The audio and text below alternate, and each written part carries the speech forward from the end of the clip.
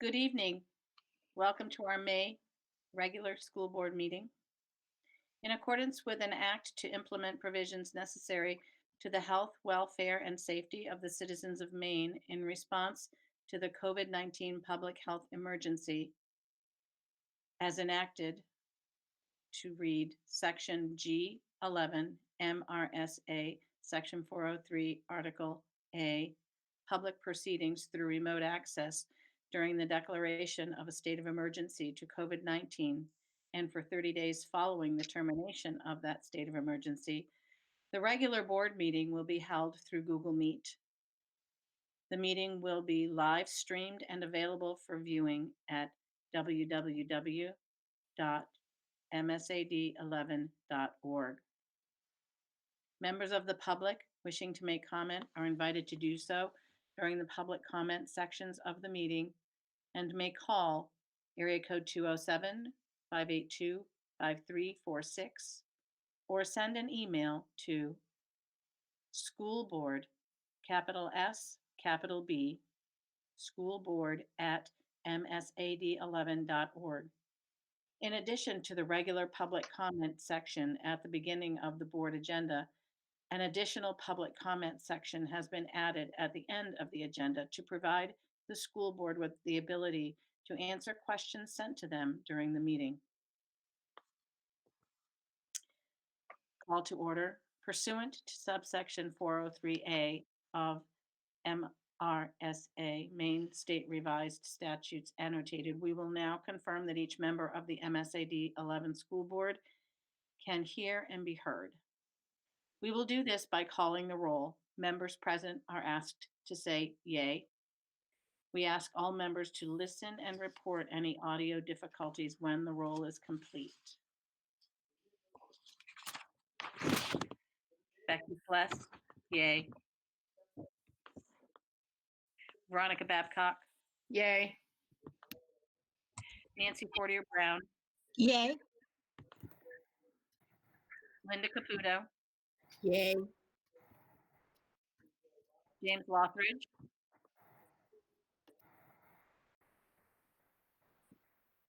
Jim, I think you might be muted. Can you unmute him? Yay. Thank you, Jim. Matthew Marshall, Yay. Patrick Gothier,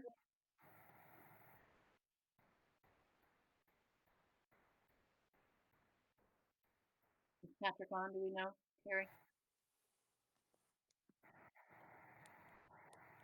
I don't see him on. Becky. Okay, so he is absent. Melissa Tracy, Yay. John Umlin, Yay. Tony Veet, Yay. Kirsten Weed. Yay. Oh, sorry, my dogs. Hey, you're good. Yay. And Quentin Martin. Yay. Great, thank you. Administrative staff, Pat Hopkins, Superintendent. Andrea Dish, Business Manager. Jack Angela? Kempton, High School Principal. And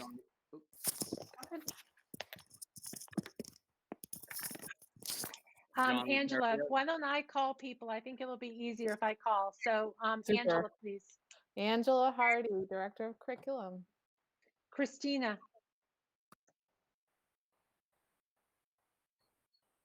Mute button. Christina O'Neill, Principal at Pittston Randolph Consolidated School. Alicia, Alicia Morris, Director of Special Services. John, John LaPerriere, Building Principal, Gardner Regional Middle School. Josh. You need to unmute yourself. Josh, there you go. Sorry, my button wasn't working. Josh Farr, Director of Adult Education. Katie, Katie Gould, Principal at Helen Thompson School. Karen, Karen Moody, Building Principal of Laura Richards School. Terry, Terry McGuire, Director of Technology. And Vicky. Vicky Dugay, principal at Riverview Community School. Great. And Andrea and Chad have already introduced themselves. And Nate Stubbert, athletic director. Oh, you weren't on my screen. Sorry. Thank you, Nate. I have my camera shut off. Gotcha. But I'm here. Gotcha. Thank you. Welcome. Great. Thank you, everyone. Can we please stand for the Pledge of Allegiance? I pledge allegiance to the To flag the flag of the United States of America and to the republic for for which it stands, one nation, under God, indivisible, with liberty and justice for all.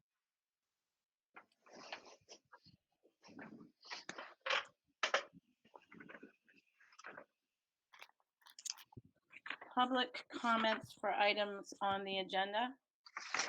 Yes, the school board received a public comment from a parent, Amanda Basbury, and I will read the comment. It says that I currently have two MSAD11 students, 8th and 11th grade. I applaud the district and its teachers' swift efforts to maintain a level of consistency for our students during this unprecedented time. As a parent who is now working full-time from home, I have observed a great deal of anxiety and frustration surrounding the amount of work and its implications on student grades.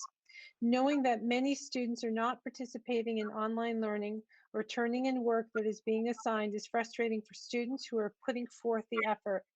With this portion of the school year now being past incomplete, we should look at not issuing any additional work to students after May 22nd and then giving students until June 5th to complete that work, thus allowing all students to complete the year with ample time to communicate with their teachers.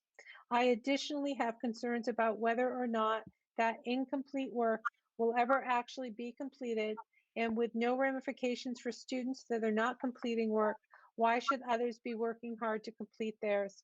Prolonging the school year does not appear to be benefiting my children, and carrying over work into the next year will create only more stress and concern. Let's draw a line in the sand, make accommodations where needed beyond the June 5th deadline, and stop pushing more work onto our students. No new work after May 22nd. Thank you, Amanda Basbury.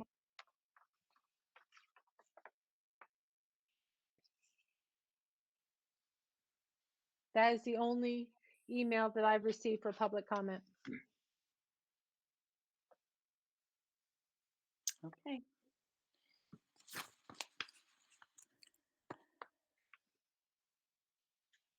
Prioritization and approval of agenda minutes. Yes, I have one addition to the agenda. I would like to add on page 2 under correspondence, a letter of retirement that I received today from Marian Alexander. She is a kindergarten teacher at the Pittston Randolph Community School, and her retirement is effective the end of this school year.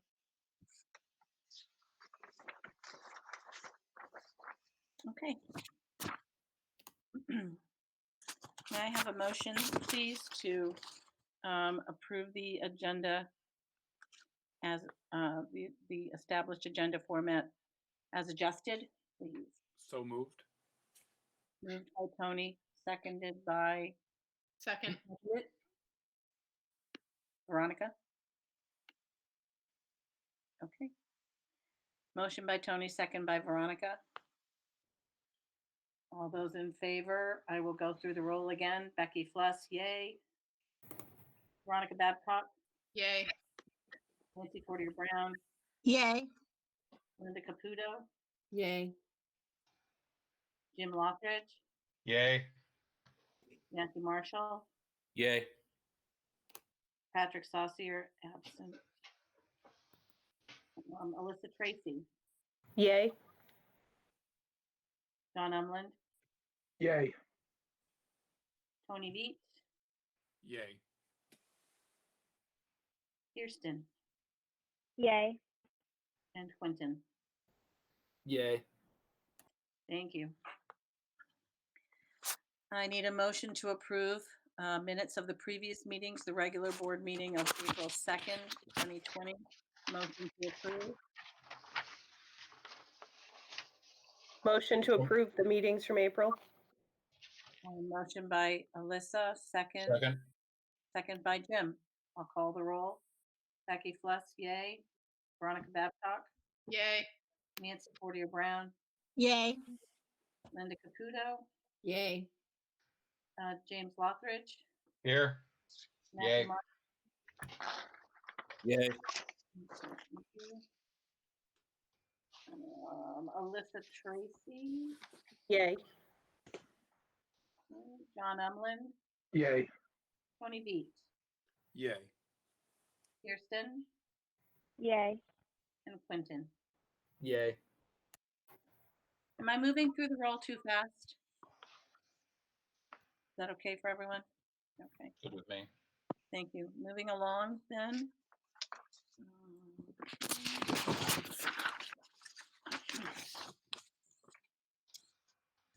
Recognitions and celebrations, seeing none. Correspondence? Written? As written. Okay, thank you. Committee reports. Finance, so there was no capital area. CATC has not met. Curriculum has not met. Dropout prevention has not met. We had a finance committee meeting on Tuesday and went over the budget and approved the budget. And I would ask for Andrea to walk us through that.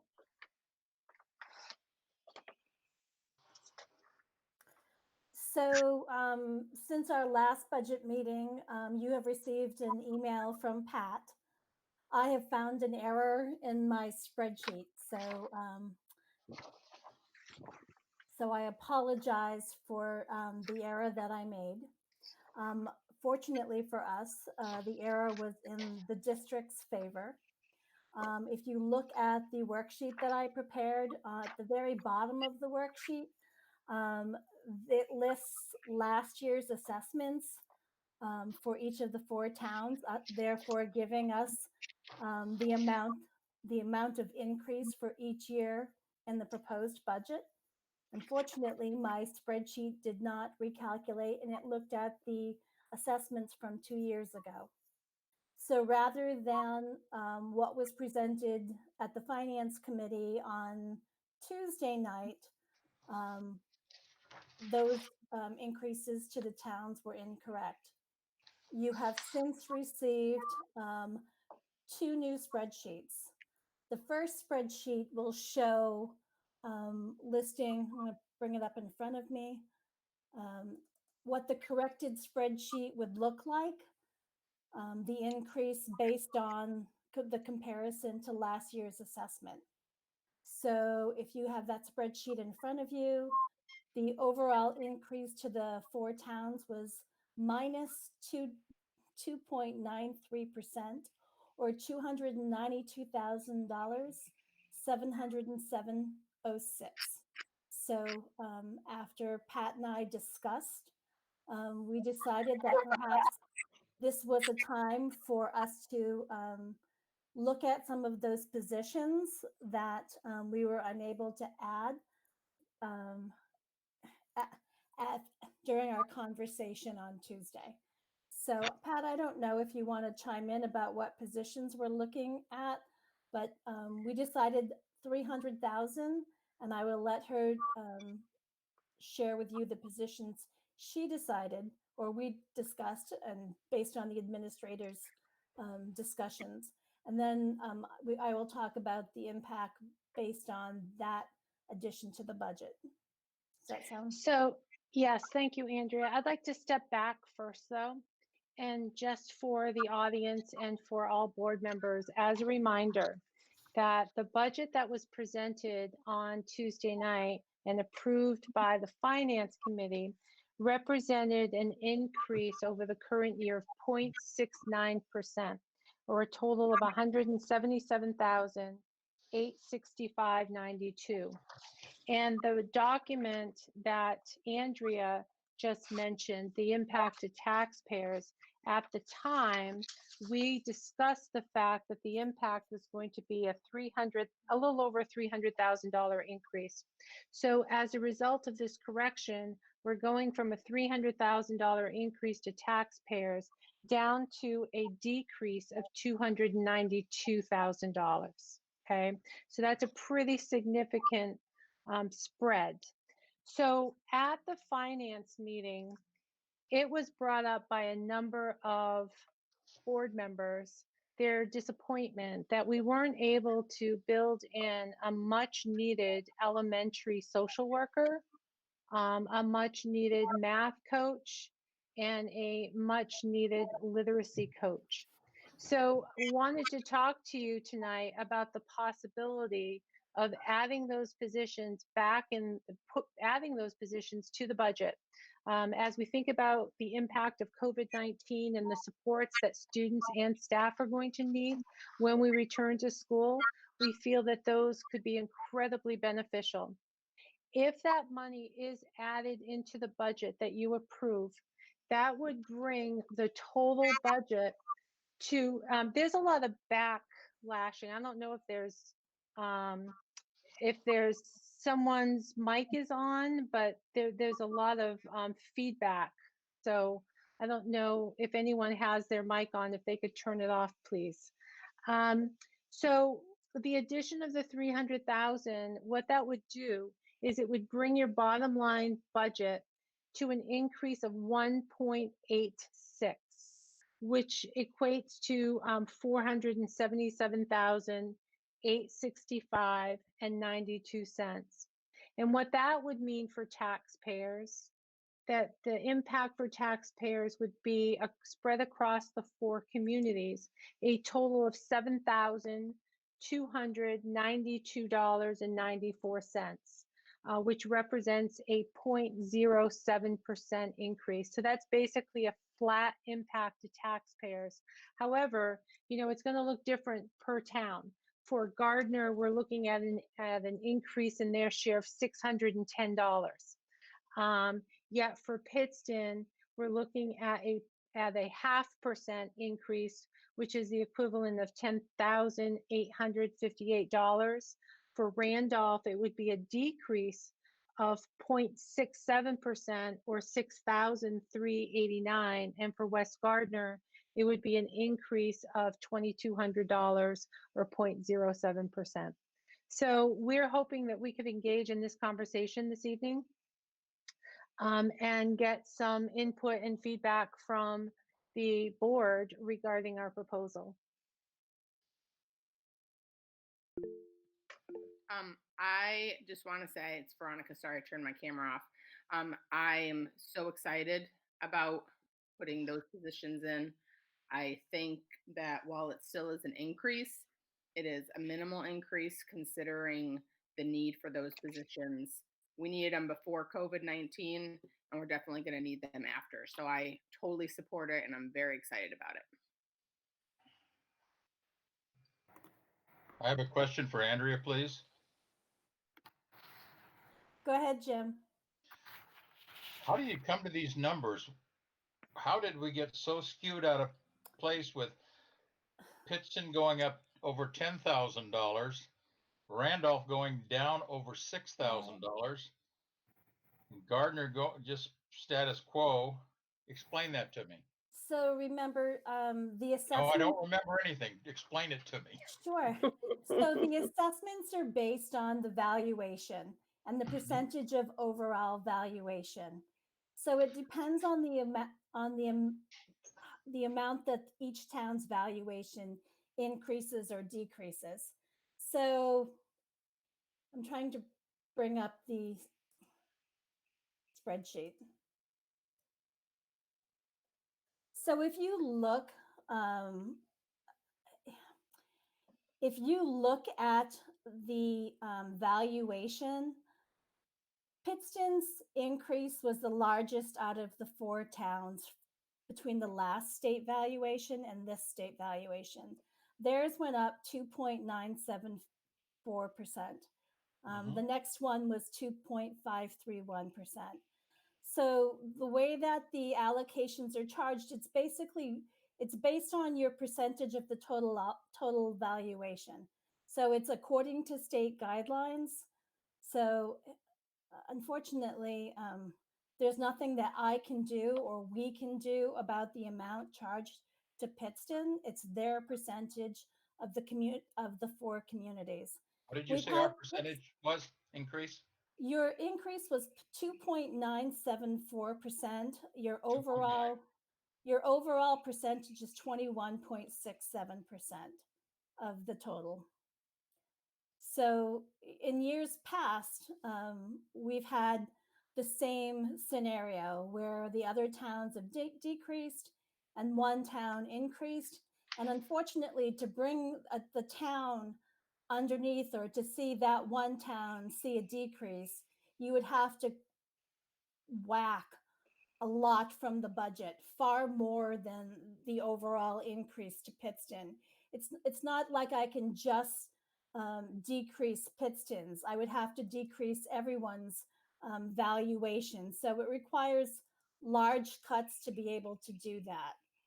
So I don't have my specs from last meeting, from yesterday's meeting or Tuesday's meeting, but I didn't remember us being so far skewed. I knew we were higher, but I certainly didn't know that one was going to be higher and one was going to be a negative.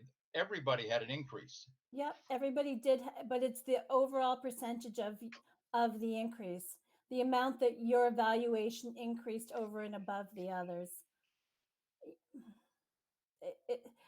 I think I think 5 years ago or 6 years ago, we had the same problem with West Gardner. The valuation in West Gardner was going up, and we wanted to make sure that all 4 towns, if 3 of them were going to see a decrease, then we wanted all 4 towns to see a decrease.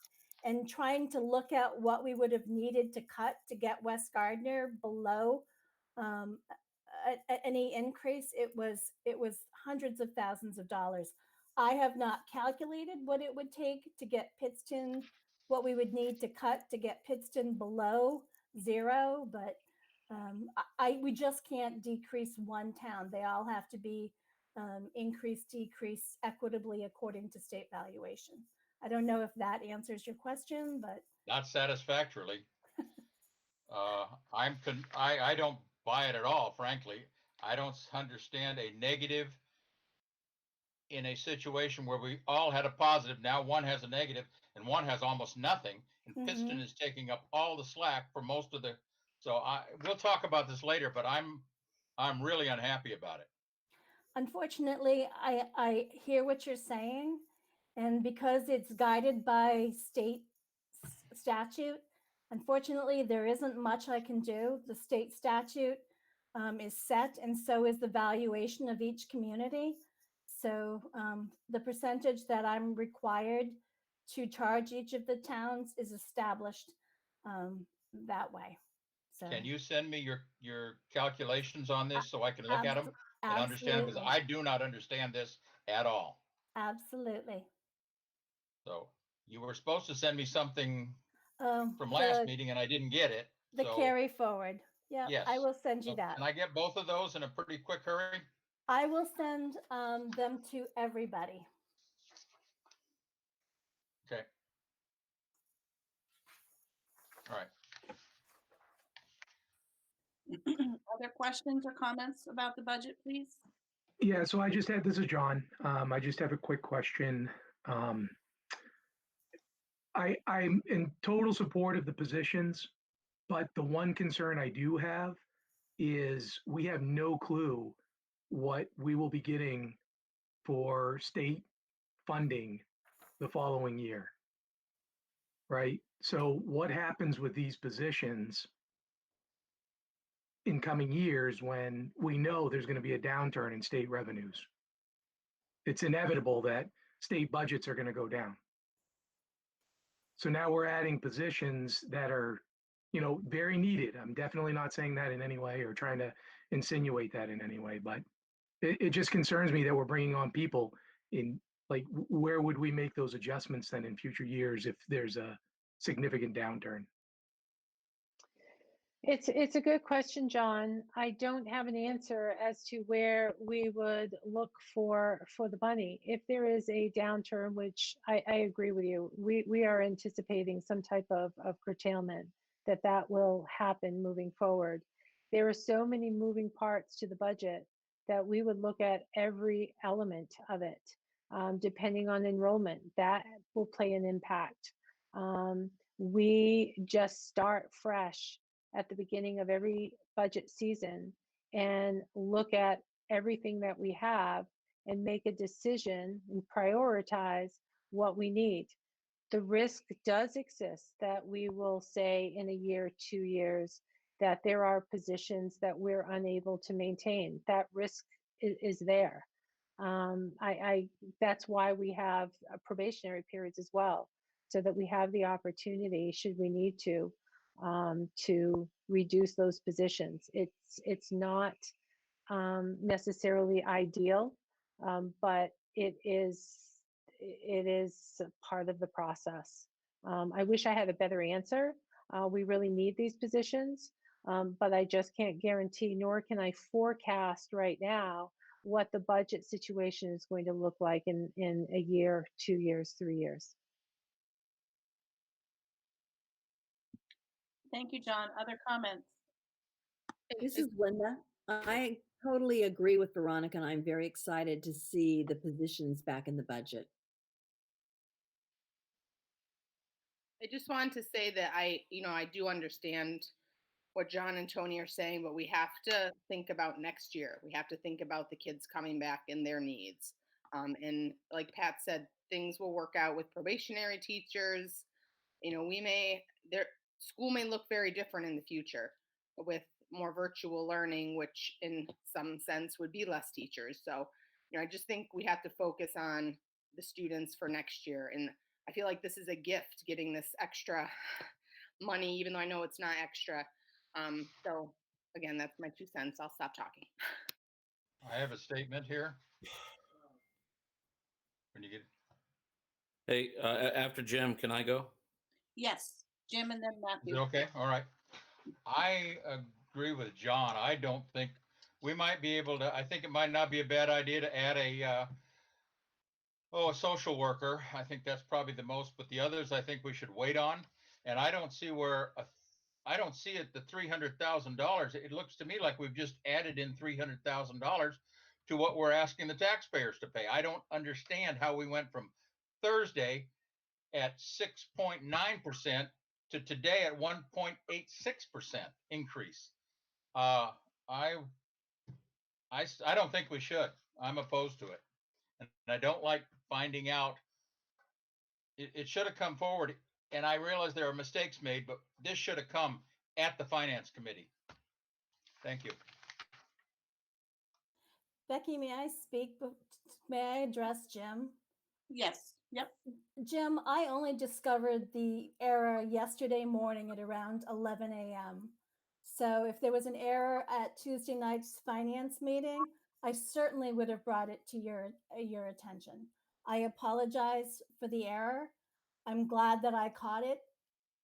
But if I would have had the error, if I would have known about the error at Tuesday's finance meeting, I would have absolutely shared it with you. As soon as I found the error, I called Pat and we discussed. I then believe that she shared the 2 spreadsheets that I shared with her, with the board, so that they would be aware of the situation so that we could better discuss this evening. I apologize that I made the mistake, and it is nobody's mistake but mine. Yeah, I'm not laying blame at your feet. What I'm saying is that maybe we should have had another meeting before we come to the board to make this whole thing come to pass. And I don't see if you, and I don't understand, you say you found $300,000 in the board's or the school district's favor, or are we just adding $300,000 so we can have these positions filled? So, Jim, the budget itself didn't change. I did not make a mistake in the budget. The budget is correct. The mistake that I made is at the bottom of that worksheet that shows the increase from last year to the proposed budget for each of the 4 towns. What I didn't realize is that calculation didn't update, and what it had in there instead was the assessments from 1819 as opposed to 1920. So when I put the figures from this year into the budget, it came to a decrease of 293,000. I don't have it in front of me. I checked it another way. And then as soon as I realized that that's what had in fact happened, I called Pat to tell her that I had made a mistake. Okay. We briefly discussed, and then she asked me to send the spreadsheets to her, which I believe she then shared with you. Okay, so the fact that we have the mistake in the town, how the assessment was applied to the towns was in error. I can understand that. But what I can't understand is why we have decided to put $300,000 more into the budget to fund these positions. I don't understand that.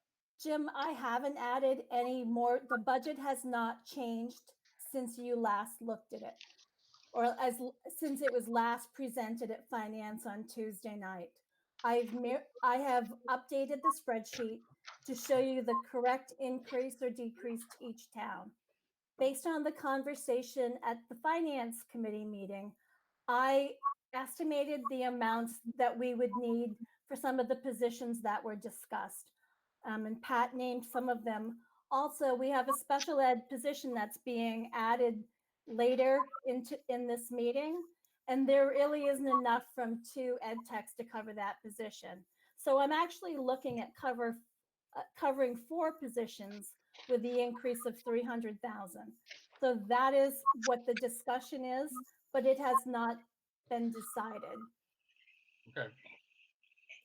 And can I respond as well? So, Jim, the reason that we or I am putting forth this discussion is during finance committee, there were members of the school board that were expressing their disappointment that these other positions weren't in. And so because of that, we were attempting to respond to those individuals and say, hey, we now have a situation where the impact of taxpayers is coming in lower than what we had discussed. So there is a potential opportunity to add into the budget the positions that we've all identified as being needed. That is entirely the decision of the board. Now, one thing that we can do, I hear some frustration here a bit and some uncertainty.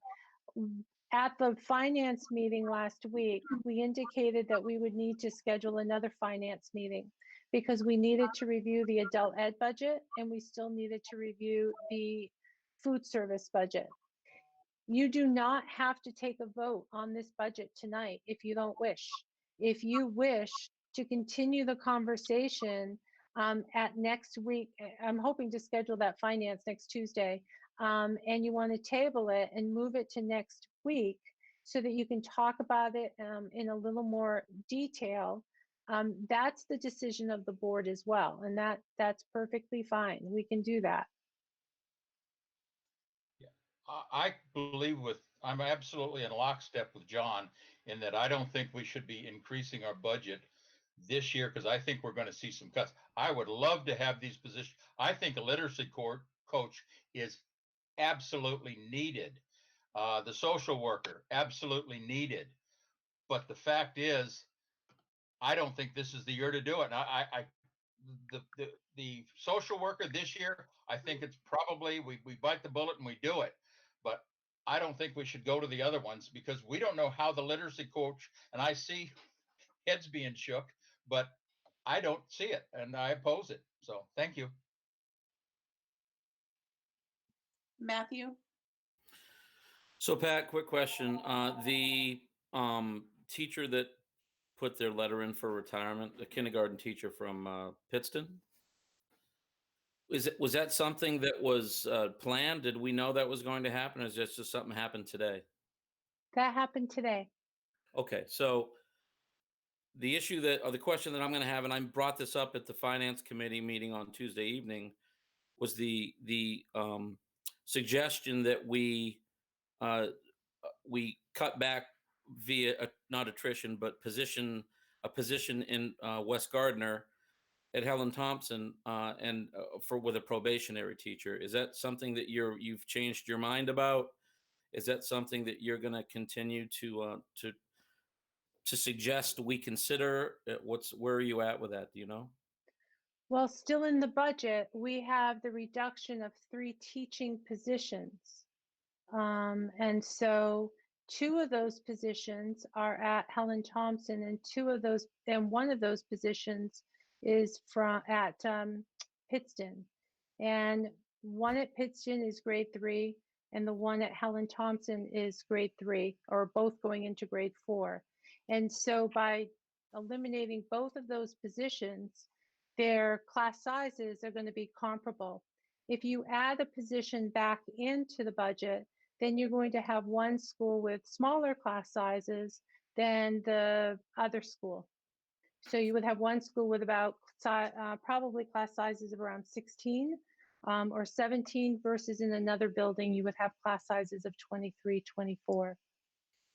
Yeah, well, my opinion is a smaller class size is not a bad thing, right? But I guess my point would be is if a teacher that is within a probationary period is let go because of their performance, that's one thing, in my opinion, and this is just Matt's opinion.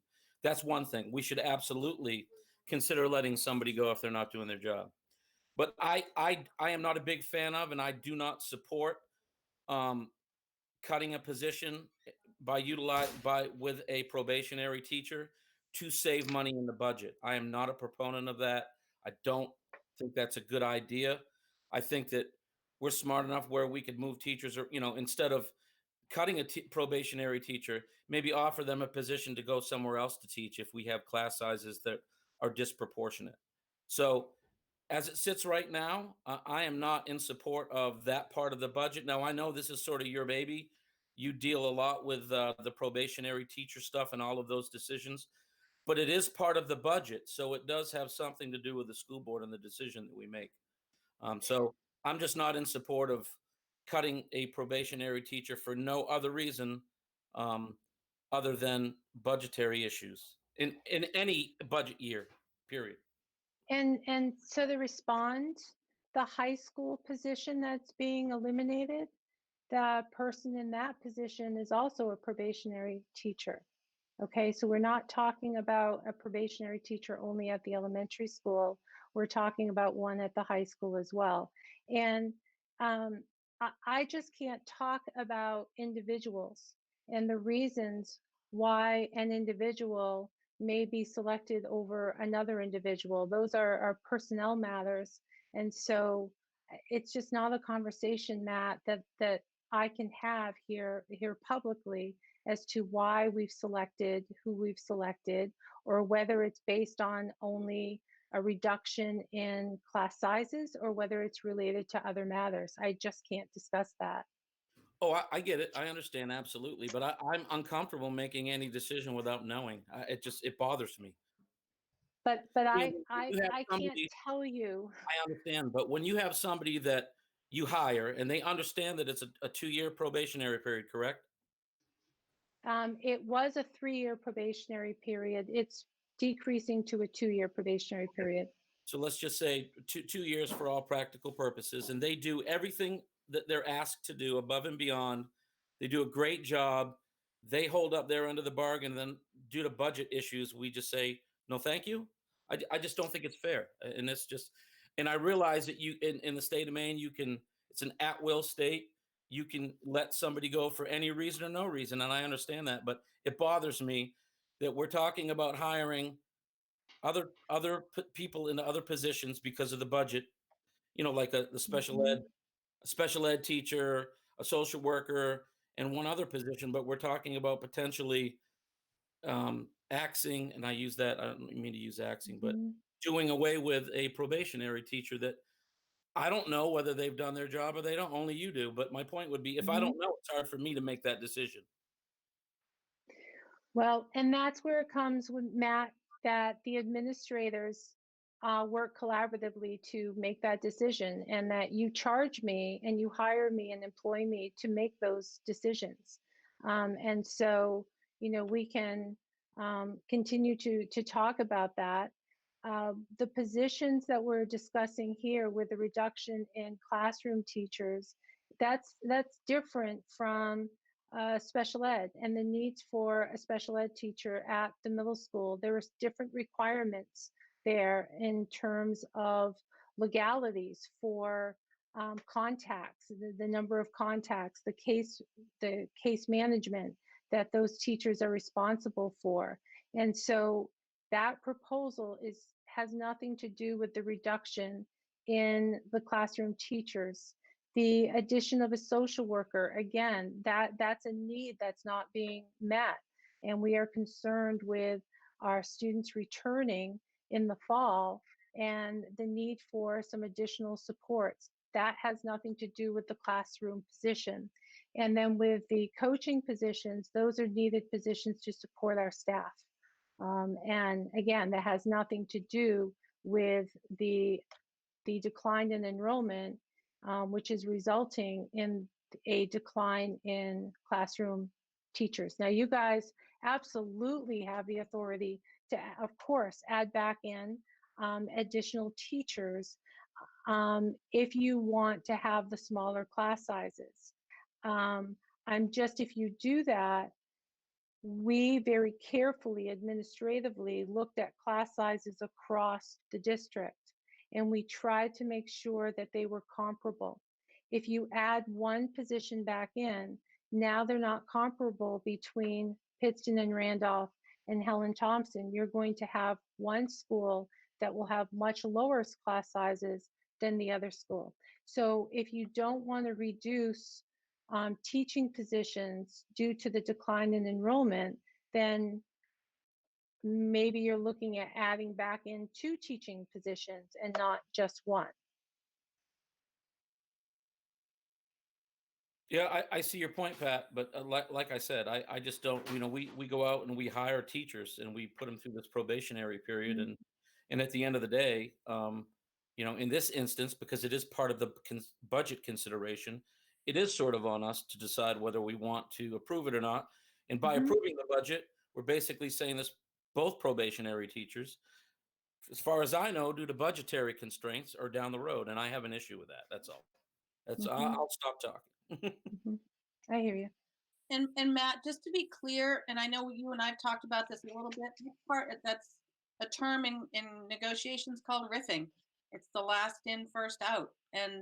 And every teacher that comes in under a probationary contract, that's part of the contract that they sign. They sign a probationary contract. And while it's not friendly and sweet necessarily, they absolutely know that coming in. And my belief is, as I've said to you earlier, that I know our superintendent does everything she can to make sure that anyone who is not brought back for whatever reason is sent off well, so that they are sent off to improve and find employment. It's not punitive, because that would be illegal to be punitive in that way. And it's hard because they are people, but we have to look at positions, and there's a reason we don't know who the people are, because that would make it even more difficult. It's our job to fill positions and not personalities. That's what the board's job is. I don't know if you have anything else. If you want to rebut, that's fine. No, I get it. It's just, unfortunately, it's not a perfect world, right? But like I said, I just think if we put all our money in the basket for them to do a great job, and then all of a sudden we have some issues, it's just unfortunate. I just wanted to put that out. That's all. And I appreciate your sensitivity to that very much. And you're right. And it's not perfect. It's not perfect. Alyssa and then Jim. Thanks, Becky. I kind of had a similar comment to what Matt had, but I think we've answered it. So I'm going to let that one go. I was just going to say in general, Pat, when we see the correspondence of folks that have effectively given their retirement, you would go through your usual personnel matter anyway to reinstate or hire someone to fill their position beyond what we knew from the budget meeting earlier this week, right? That's just your normal process? If we have, when we have a position that opens, if we have staff that we feel would be an appropriate fit for those positions and that's a position that they want, yes, we will move people around internally. If we do not, then we will open the position up.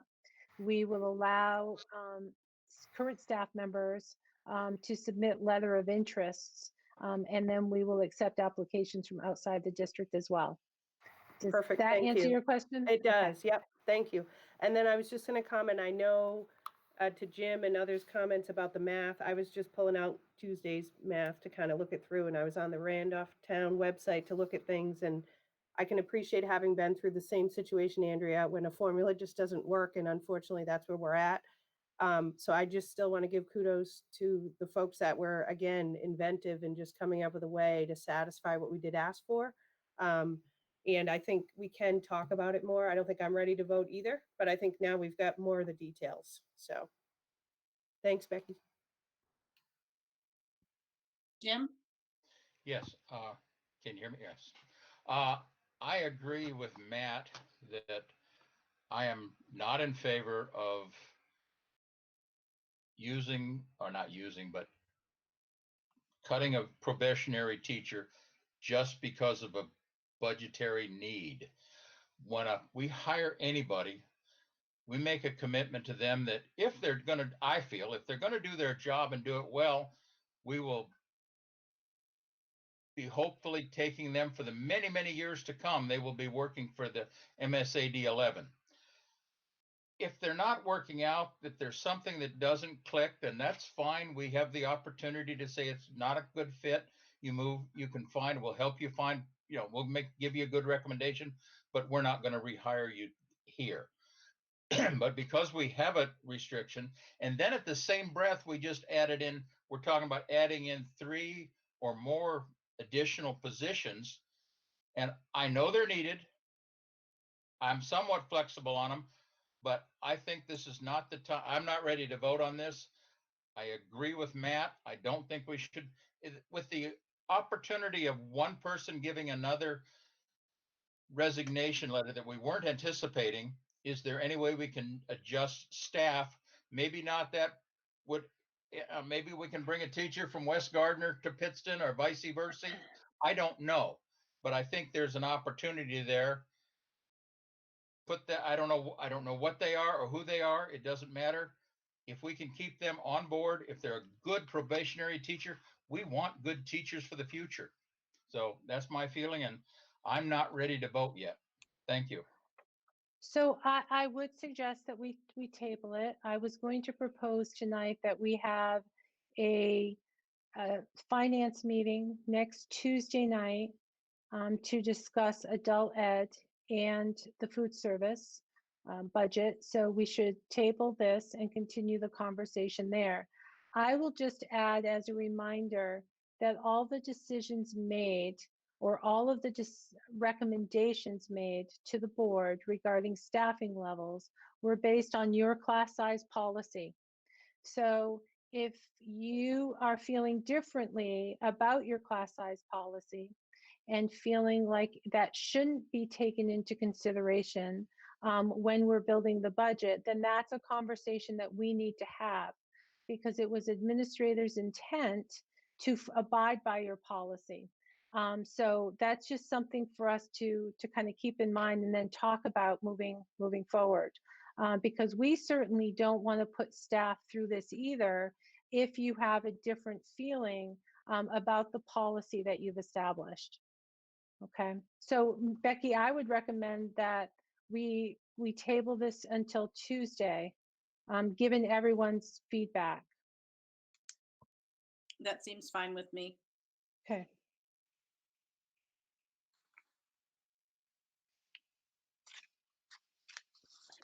Moving along, policy. There was no meeting and no first reads or rescinds.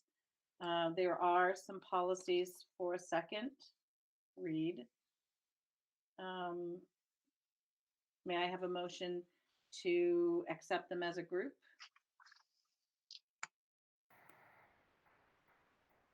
I move that we accept it as a group. Is that Linda? Yes. May I have a second? I'll second. Nancy, Yeah. thank you. All right, then I will go through.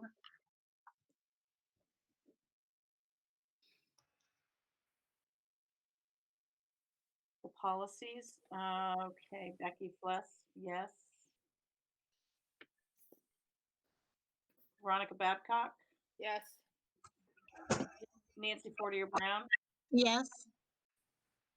Linda Caputo, Yes. Jim Lockridge, Yes. Matthew Marshall, Yes. Patrick Saucier's not here. Alyssa Tracy, Yes. Don Umlin, Yes. Tony Veet, Yes. Kirsten Weed, Yes. and Quentin Martin. Yes. Thank you.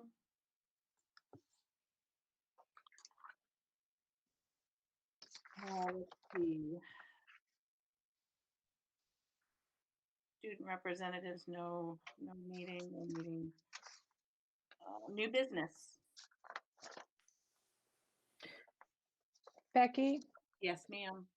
since the student representatives are here, while they may not have submitted a report, I would suggest that we ask them to provide us a little input, a little insight into how their lives are going right now as they work remotely from home.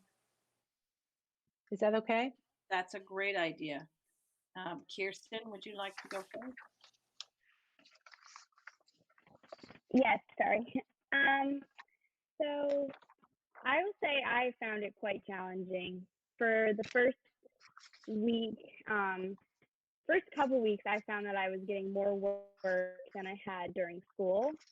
So I found that to be really hard. And on top of that, like, I think it's interesting, just little things that you don't think about. Like, I used to always just like have breakfast and lunch made, like just made like I had cold lunch. So now you have to add like even the time I'm spending cooking. I have like my job still.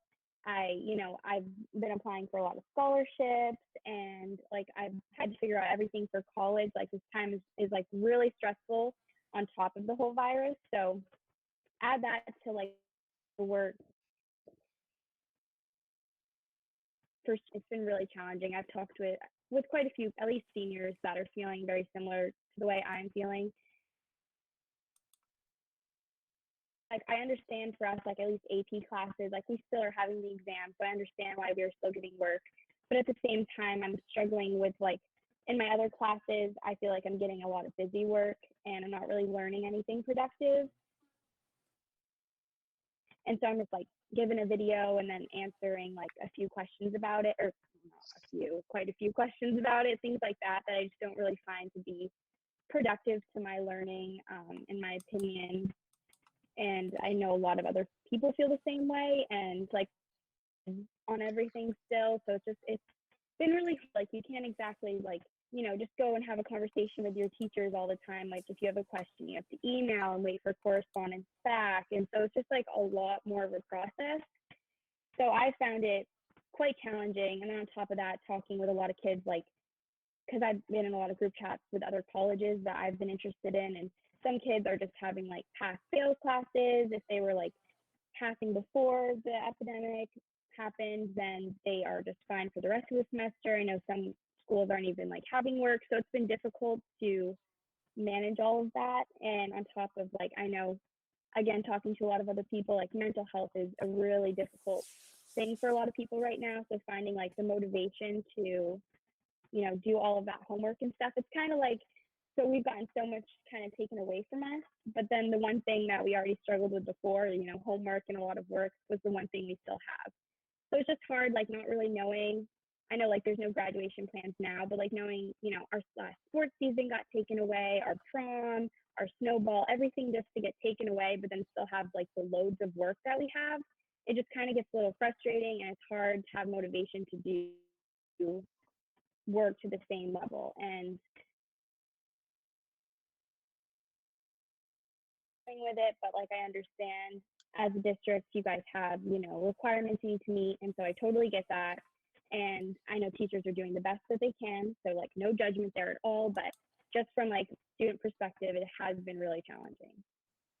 But that's what I'll say on that. Thank you, Kirsten. And I know, we know it's been challenging, and, you know, I'm sorry that the seniors are in this situation where you're not able to experience all of those very important senior year events. And so we know that that's a real loss, and it's sad. Um, we will be talking in a little bit about graduation, where we're still trying to do what we can to make sure that we celebrate all of you and try to recognize you as best we can, given the circumstances that we need to work within. So we appreciate you doing your best and recognizing that the board, the district, we do have legal requirements.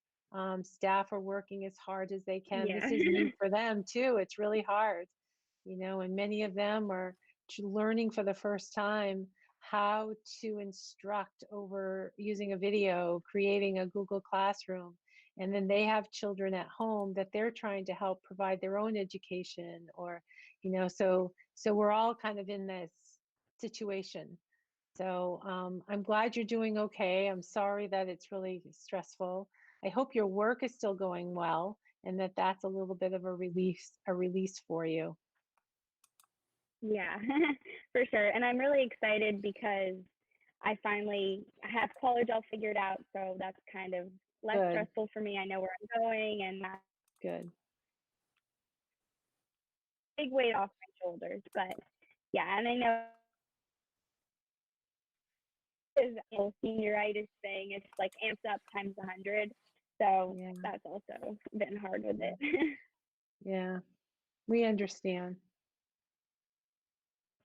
Is Quentin, do you want to add in? Yeah, sure. Well, first of all, I'm in no position like as I'm not. You can't compare me to the seniors because I still have one more year. You know, I get to go back to school hopefully next year, and I get to have a final season of all these different things, and the seniors don't get that. So obviously my heart goes out to them, and that's awful, and I wouldn't wish that upon myself selfishly. So as far as work goes, I agree with Kirsten. It's a lot of busy work and things like that. And with like also, I mean, it's not my senior year, but not having prom and not having sports and not having all these things, that is, I guess, for lack of a better term, it's like a bummer. And to then continue to do school, and do all the work and not have any of the play, if you will, that stinks. And with the whole how this semester doesn't count towards our GPA and any of that stuff, sometimes personally, as a very, I guess you could call it dedicated student, I work very hard.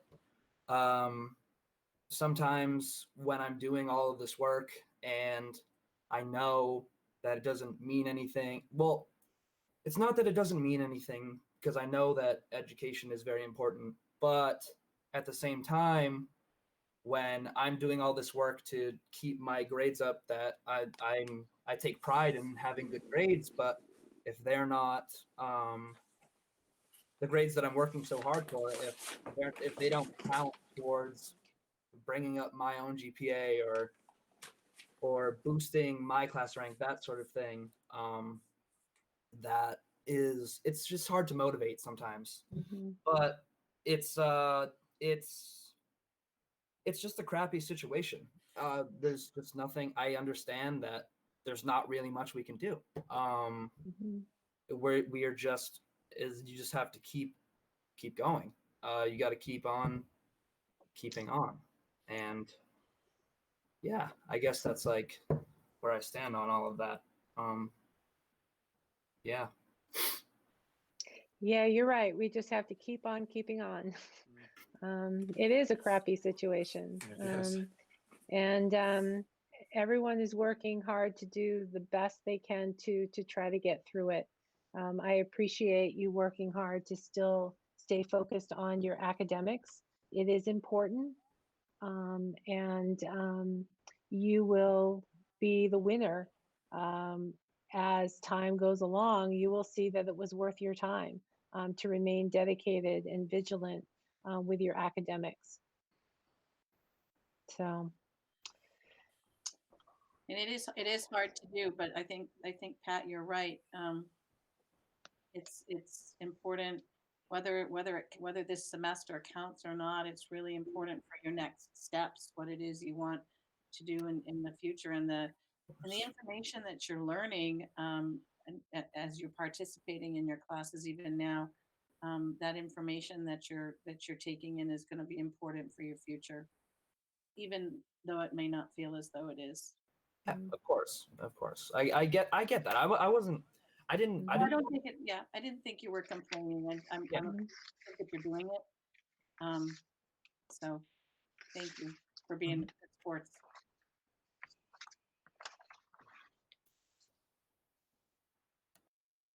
Next on the agenda is laptops. No, we need to talk about the last day of school. Calendar. The school. I'm sorry. Right. Back on. Yes. The 2019-2020 school calendar. Last day of school. Yes, so I have been working with my colleagues around the Kennebec Valley area, as well as working with administrators to help determine when our last day of school should be. Charging battery. There's a recognition that we have staff members who are going to have to spend a considerable amount of time preparing for next year. We also have staff who on a Sunday realized or were told that school was shut down, and they have not yet had a chance to go back into their classroom to pack things up and close down for the year. So based upon that, I am going to put forward a proposal that kind of banks some workshop days for teachers. So we sent to you in your packet the copy of the current calendar and next year's calendar. Prior to any snow days this year, the last day of school was on June 10th, and the last workshop day was on June 11th. We then had 6 snow days.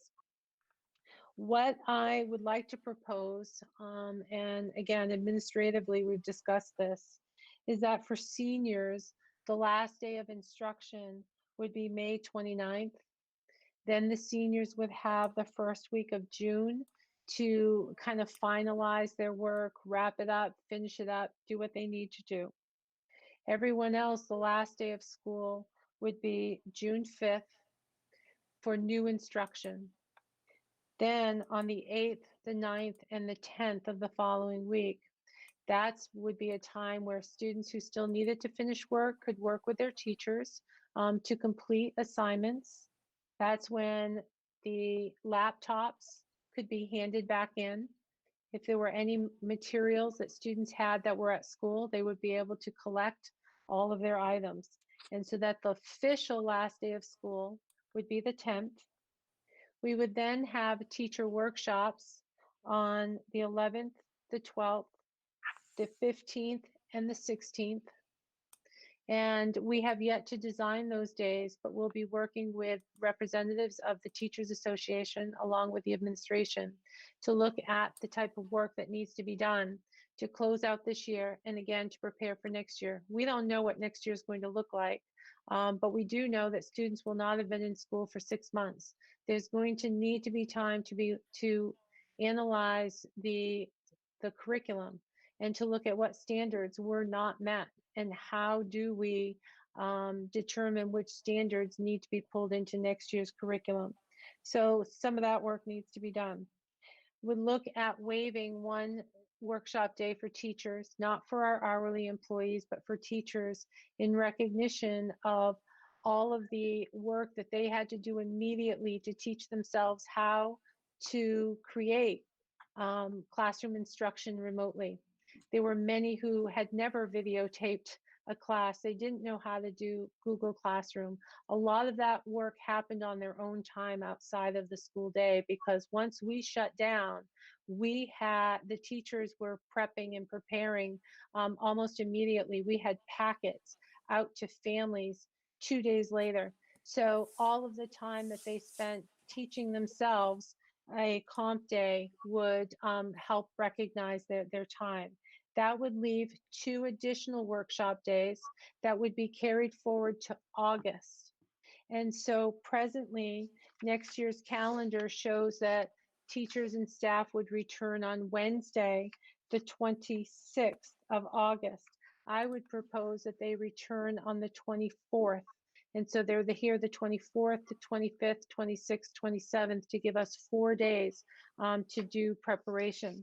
So with this, I worked with the president of the association to get feedback from staff, from teachers on how they felt about this. They certainly do not want to cut into their summertime. They've been working hard, they're tired, and they've already made plans, of course, based on the calendar that we've previously established.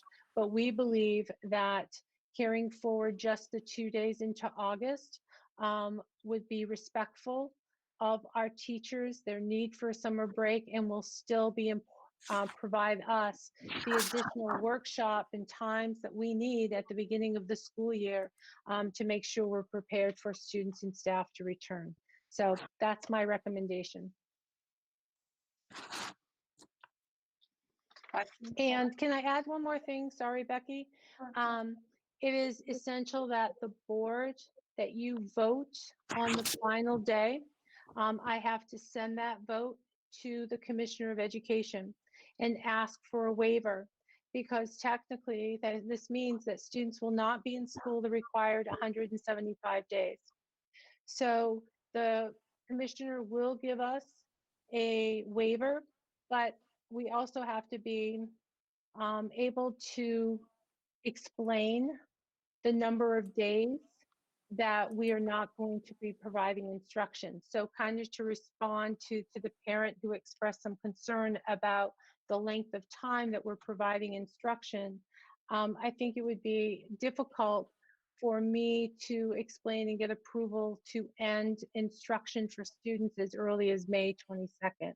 I think making May 29th for seniors is reasonable, and making it the 5th for everyone else is also reasonable. Please keep in mind as well that while the high school students began learning or receiving new instruction, I don't remember how many weeks ago now, the elementary students are just receiving their packets.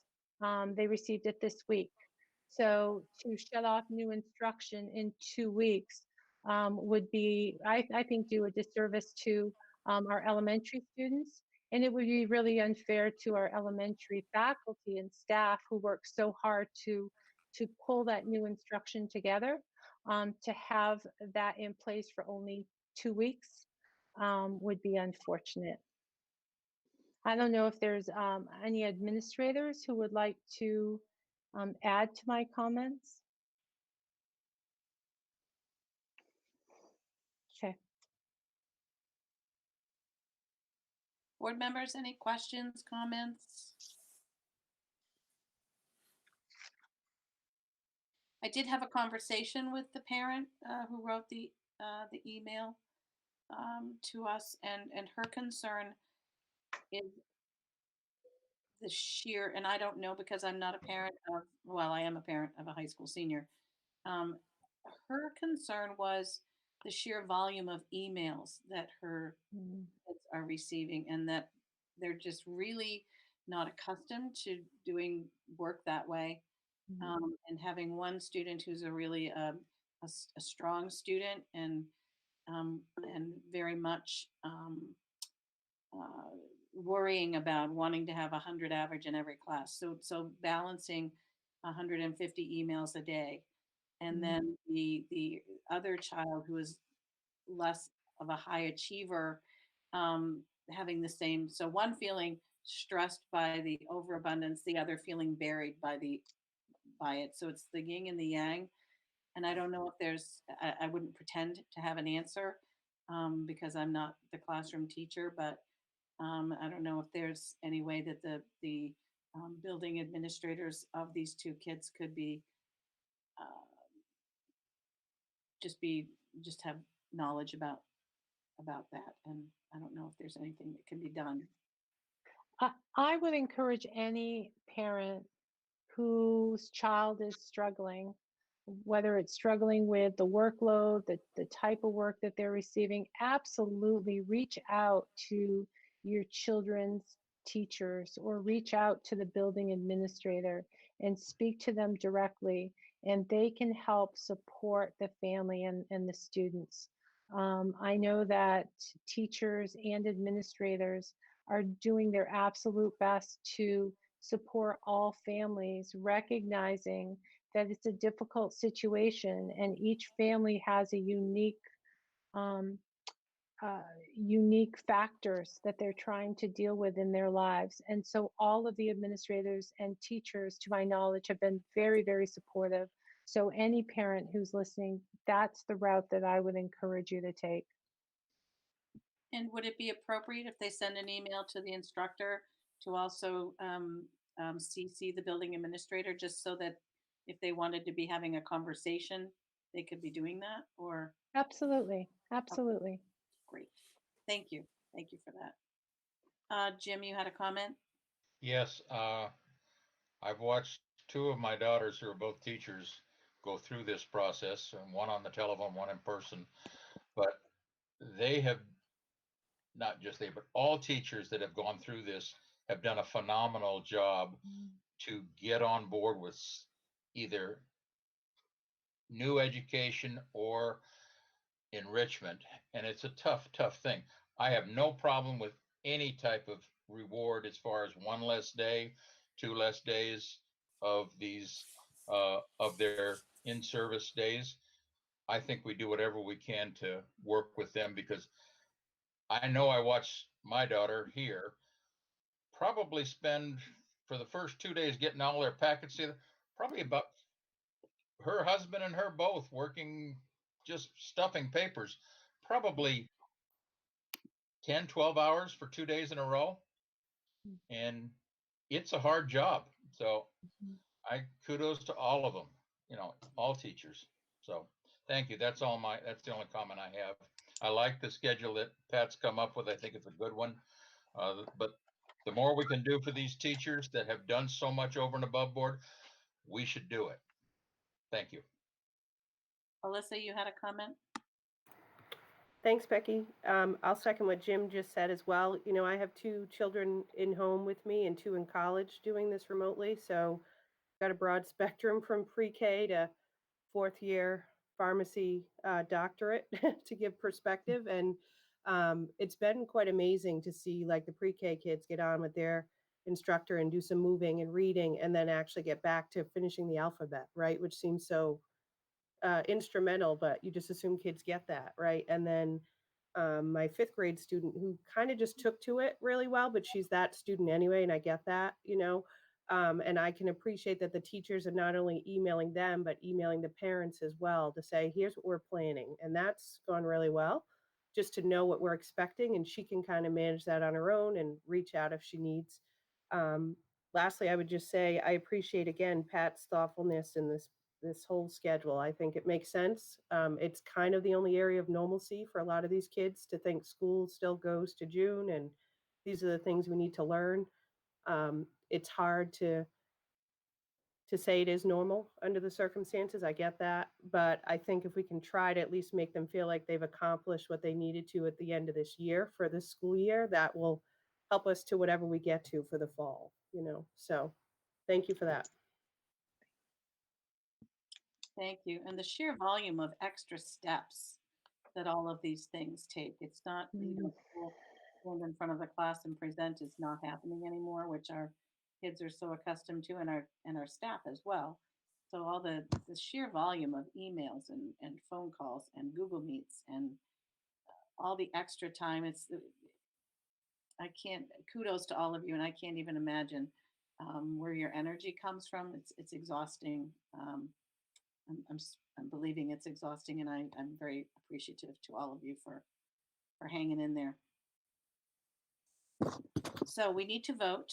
I need a motion, please, to vote on the last day of school.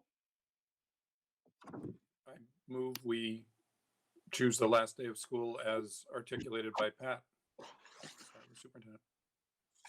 Motion by Tony, second. I'll second it. Thank you, Matt. All right, then, I will go through the roll. Becky Flood? Yes. Veronica Babcock? Yes. Nancy Whittier-Brown? Yes. Linda Caputo? Yes. Jim Lothridge? Yes. Matthew Marshall? Yes. Patrick, not here. Alyssa Tracy? Yes. John Umland? Yes. Tony Beat? Yes. Kirsten? Yes. And Quentin? Yes. Great. Thank you guys very much for that. Next on the agenda is laptops for seniors. Okay, so I'm going to turn this conversation over to Terry McGuire. Before I do, I just want to remind the board that last year, as a school district, we made a switch from having Macs for our high school students, and we switched over to Chromebooks. As a result of that process, we opened up the possibility of our seniors at that time being able to purchase laptops. And so Terry wants to talk today about how that should look for this year's seniors. Terry. Hi, all. For the last few years, we've given the seniors who are actually graduating, not just seniors, but the ones that are graduating, the opportunity to purchase their laptop computer on their way out. What I would like to talk about tonight is actually not giving them their laptop to purchase, but actually just letting them take their laptop and not bring it back to us. Usually we make them bring it back to us, we reformat it, and then we give it back to them. It would make our lives in the technology department a lot easier. But in addition, the laptops in most instances are 9 years old. And if you think about it, that's a pretty old laptop. Really, the monetary value is pretty low. There are a few that are 8 years old, but most of them are 9 years old. So tonight I'd like to discuss with you the opportunity to give the laptops to the seniors at no cost. Thoughts? I couldn't agree more. Yeah, that's They're amazing. old. You're not going to get any money out of them. If Nope. they're usable, give them to them. Yep. They've I had a agree. hard enough time this year. They've already got them. Good luck getting the money. But no, having said that in a joking way, I think that this is a very great, a good gesture. And they are older Macs, but they're still fast and they're still good machines, and it'll get kids a good start in college, and that's what we're hoping to do. The kids who have kept good care of their laptops will at least be able to use them in college for a year or two. I would. Anybody Other else? comments from board members? Then I will entertain, please, a motion to allow our seniors to keep their laptops at no charge. I'll make that motion. Motion by I'll Jim, second. second by Alyssa. And I will now go through the roll again. Becky Fless, yay. Veronica Babcock, Yay. Nancy Fortier-Brown, Yay. Linda Caputo, Yes. Jim Lothridge, Yes. Matthew Marshall, Yes. Alyssa Tracy, Yes. John Umland, Yes. Tony Veet, Yes. Kirsten Weed, Definitely yes. and Quentin. Yes. There we go. Perfect. Thank you. I just want to say I really appreciate the gesture. It's very kind of you. Could I make a comment? Sure. It's now this is a conversation for another day, but I'll just throw this out there. We ought to think about making this a standard procedure. The kids that get their computers as freshmen, when they graduate, they leave with them, and it would give them an incentive to maintain them better, and it would give them an opportunity to just say thank you for being a good student. Even if they don't go on to college, it's a great piece of equipment to have. So, and it wouldn't cost us that much. I mean, as they grow, as long as it's with the student. But like I say, a different conversation for another day, but I think it's worth talking about next year. Okay. It's in the minutes. Thank That'll be you. good. Sure. Okay, next on the agenda, consideration to modify graduation policy IKF pertaining to the community service requirement for seniors graduating at the end of the 2019-2020 year. Yes, I'm going to ask Mr. Kempton to chime in.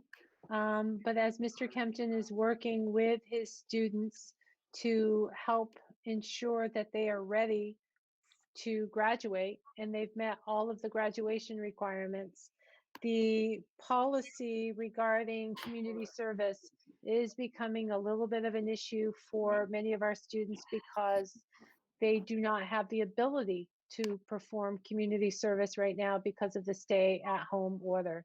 So, Mr. Kempton, would you like to speak to it? To Hello. the issue? Hi. Sure. This started probably a couple weeks ago, and when I started getting emails and some phone calls from seniors and senior parents trying to figure out how they were going to finish up their community service with essentially the lockdown that's going on with the pandemic. They're having a difficult time trying to find ways to clean up their community service. So looking at the policy, we have basically a pacing guide of 15 hours per year for a total of 60 hours. So that would be 7.5 hours that they would they'd lose access to over the course of this semester.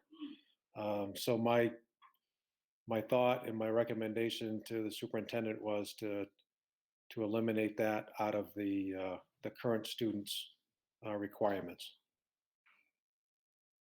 So it would be a 1-year modification for this group seniors, and that you would waive the graduation requirement for community service by 7.5 hours. Chad, do we have many students that have not reached their community service requirements? Yep. So why do you think they wait so long? Because that seems like last minute to me. But I'm a more anal type person, but it doesn't seem.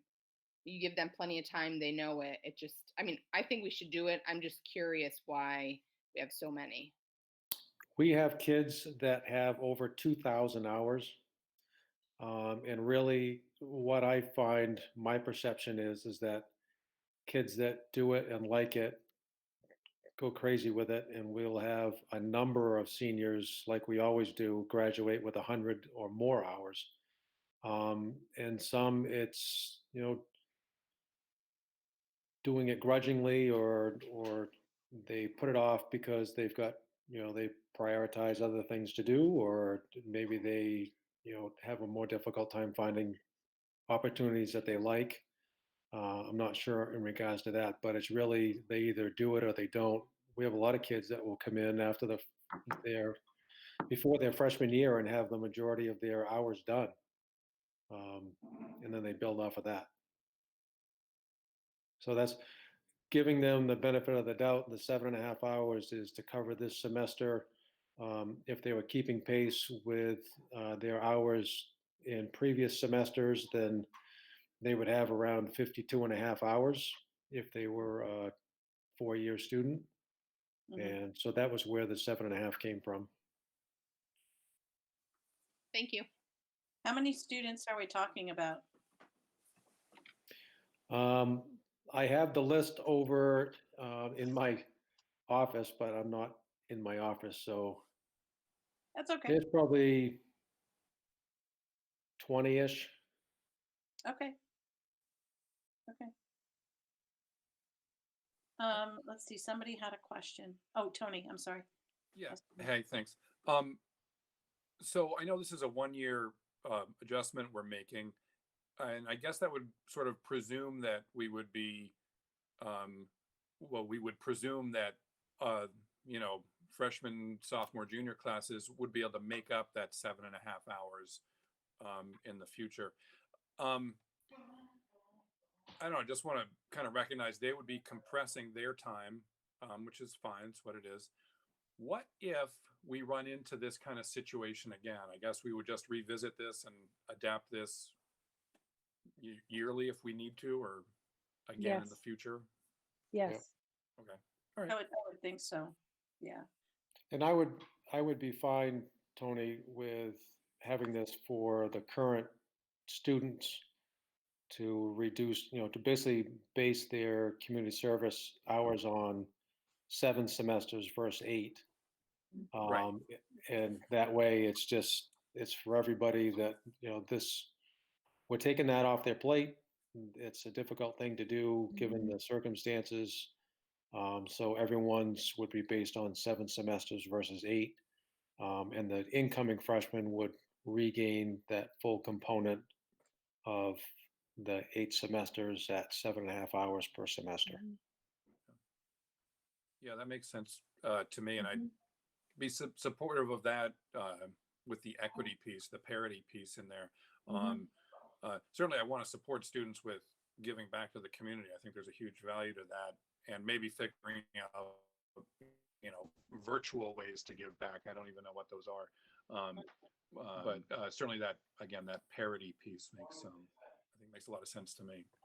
Thank you. I would agree with Tony. Is that a motion? So we need a motion to adjust the, to And a adjust. question? Oh, I'm sorry, Jim, I forgot. Sorry, go ahead. Yes. Yeah, with, actually two-parter, does the 7.5% or 7.5 hours, does that solve our problem with any seniors that might be short?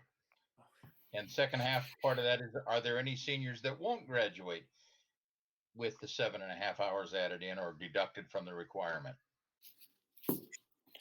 So we have some that have to owe more than the 7.5 on paper. Many of those say that they've done it and they just haven't turned it in or having difficulty getting it turned in.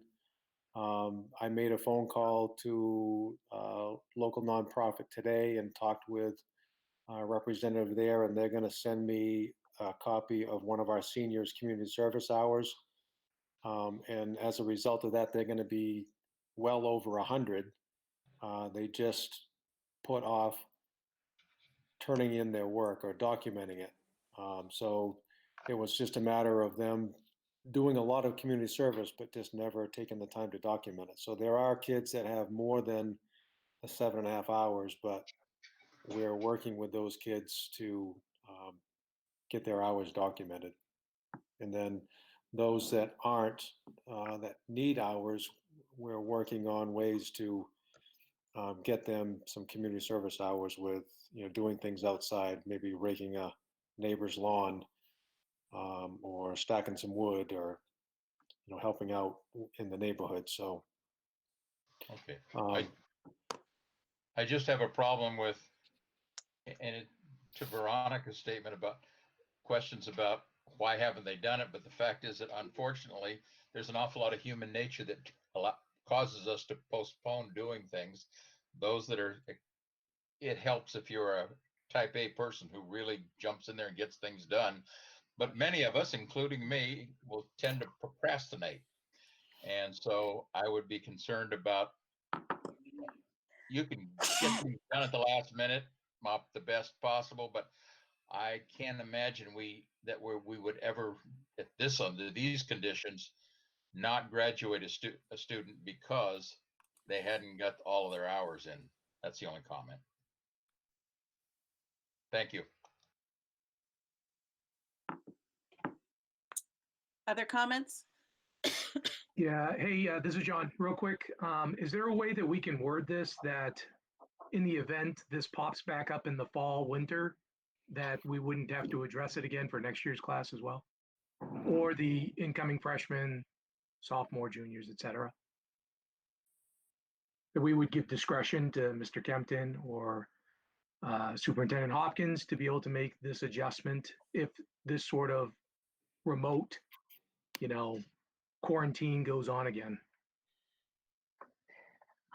Yes, I think you could make a motion saying just that, you would make a modification to have community service calculated only on 7 semesters, affecting the current high school students, and that you grant authority to the superintendent in conjunction with Mr. Kempton to make similar adjustments moving forward should we find ourselves in a similar situation due to COVID-19 next year.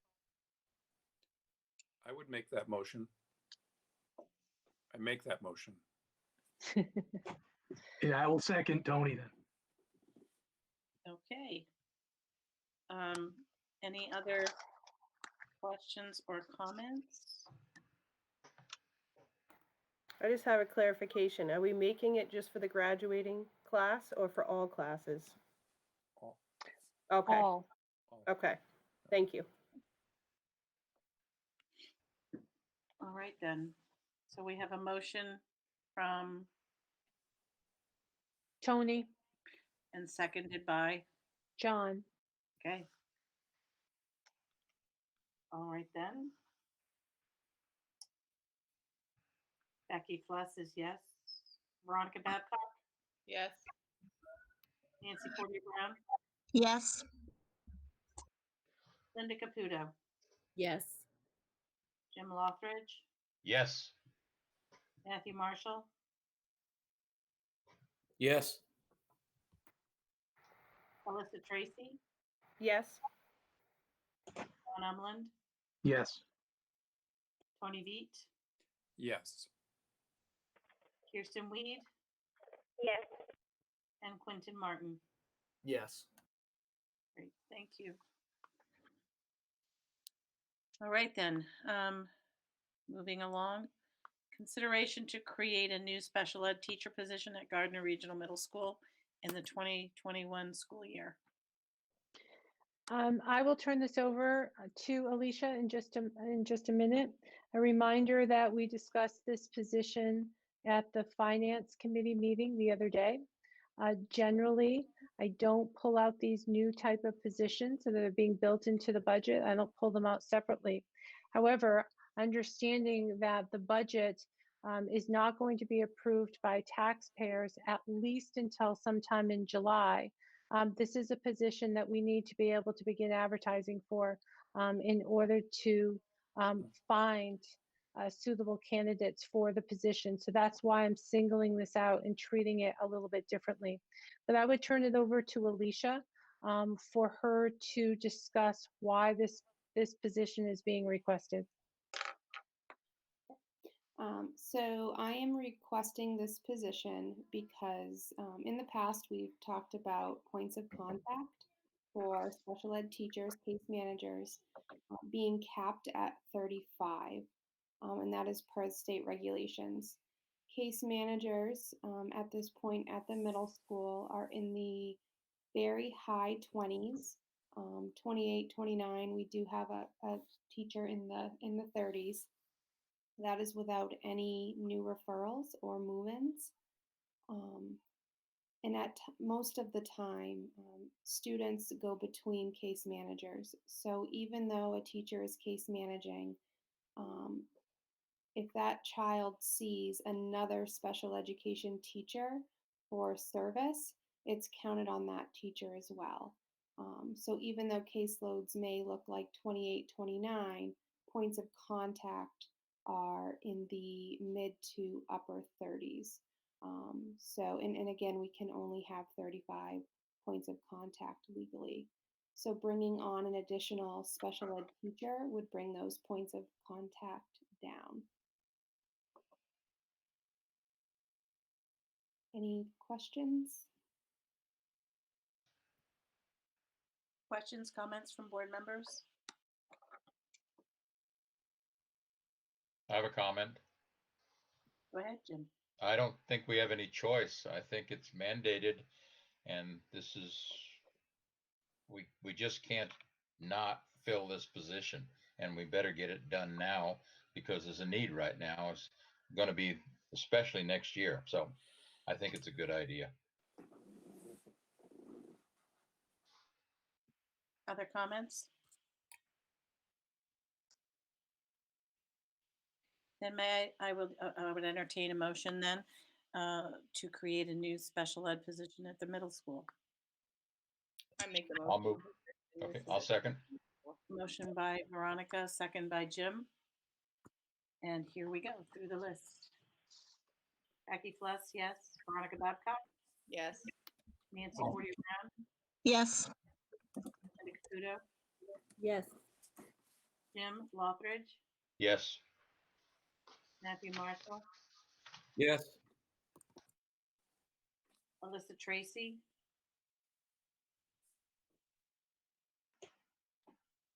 Alyssa,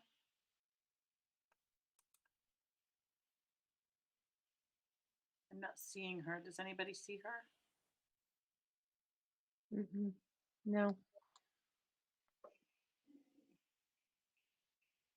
John Umland, Yes. Tony Beat, Yes. Kirsten Weed, Yes. and Quentin Martin. Yes. Great, thank you.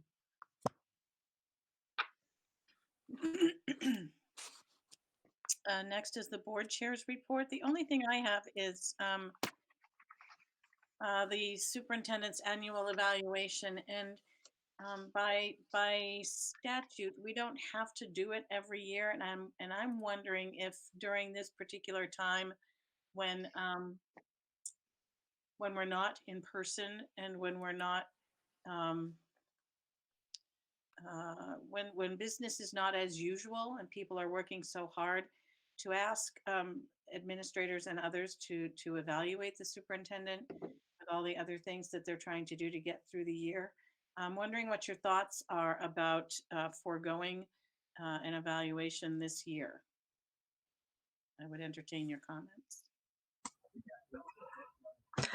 This is Nancy.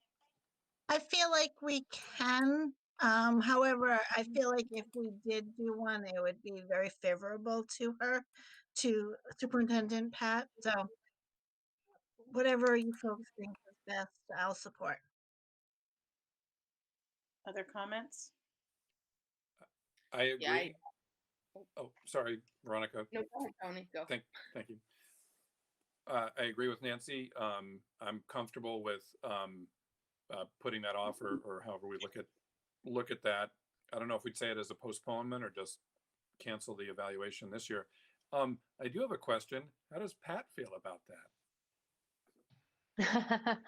I haven't really discussed that part.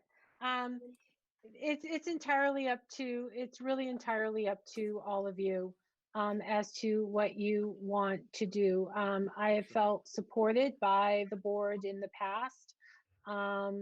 I know that we are giving a little bit of a break to other administrators and teachers, given the situation that we're in.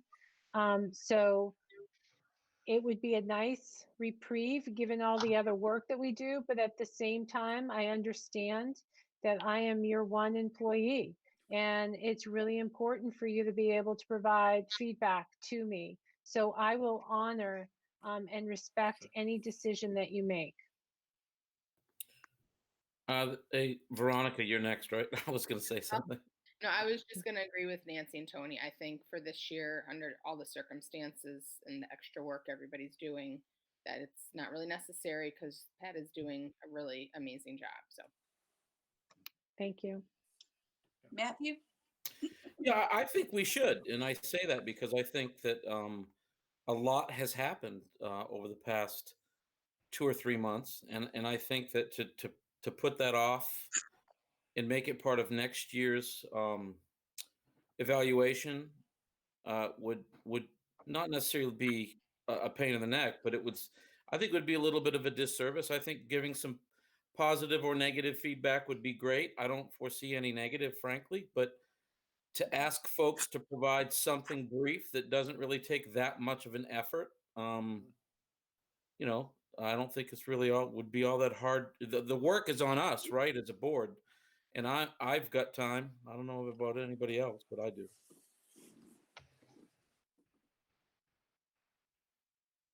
Other board members?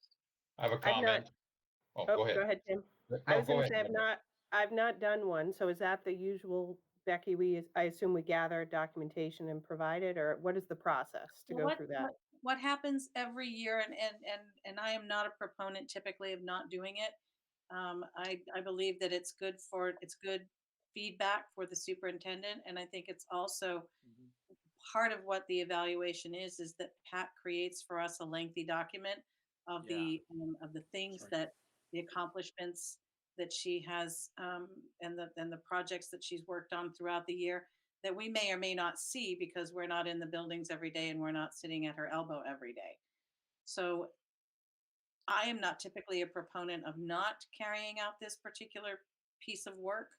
I'm just trying honestly to be sensitive to her, and also part of what I ask for is for administrators who are supervised by her. She's their boss, so I'm particularly sensitive to those two items right now. That I don't want to burden the building administrators, any of our administrators, with one more thing that they just feel is on top of all the other things that they're required to do right now in an effort to make sure our distance learning continues and that our students are well cared for and protected and getting all the services met that they need. So I'm just trying to be sensitive. It's not and for any other reason than that.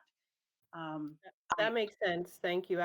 To Matt's point, maybe we can do sort of one half of it this year and offer our comments and maybe not poll the administrative staff and expect Pat to come up with that document like you mentioned.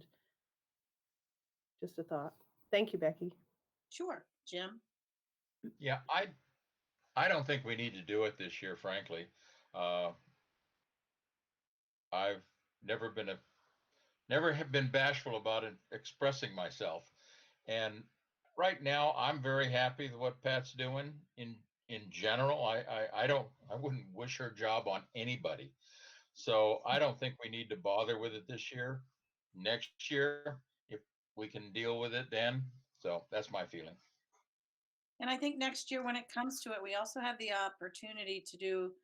There's a lengthy model that we can create, and there's also a shortened one. And one of the things that we were going to do this year that fell off the table because of because of time and where we find ourselves now is that we were going to create a rubric that was more inclusive of the things that she really does, that our superintendent or that the job of superintendent for our district really does, so that it really encapsulates what our expectations are and what her responsibilities are, or what the responsibilities are. Take the person out of it and what the position is.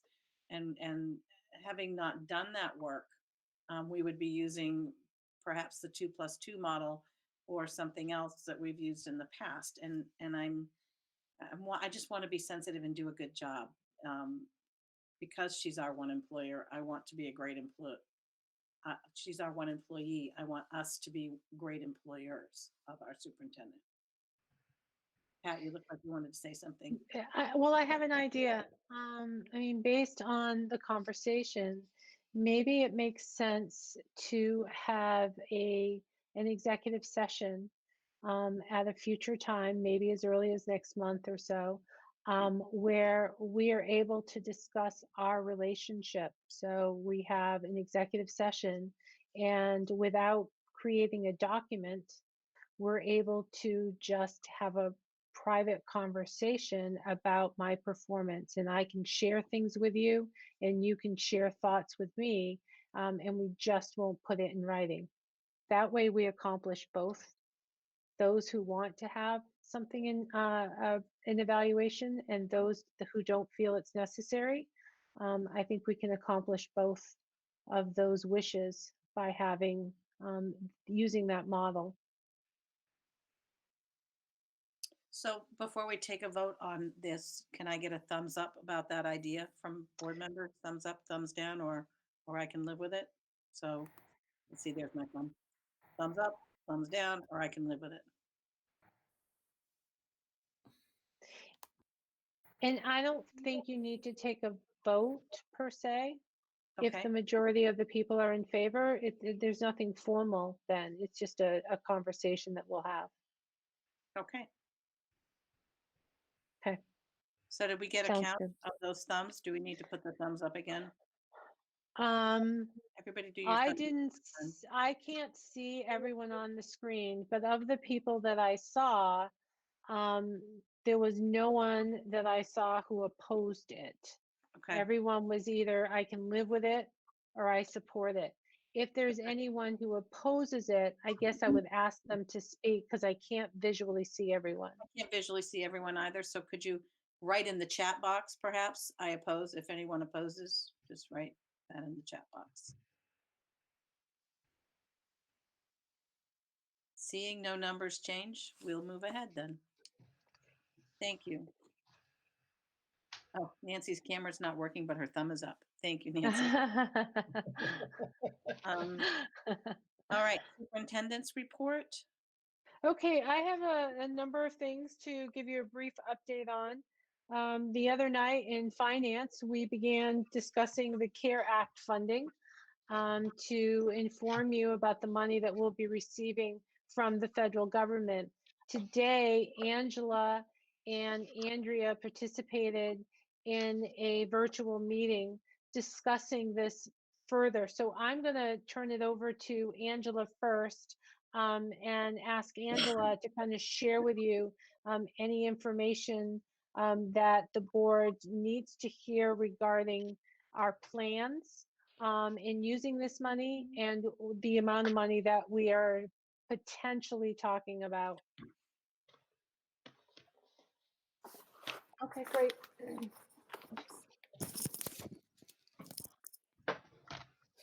So the CARES funding has been approved by the federal government. The state application was approved by the federal government, and the state received $43.7 million, which is 80% of their Title I allocation from the federal government. Of that amount, 91% will be distributed to schools based on what they thought would be based on a Title I formula.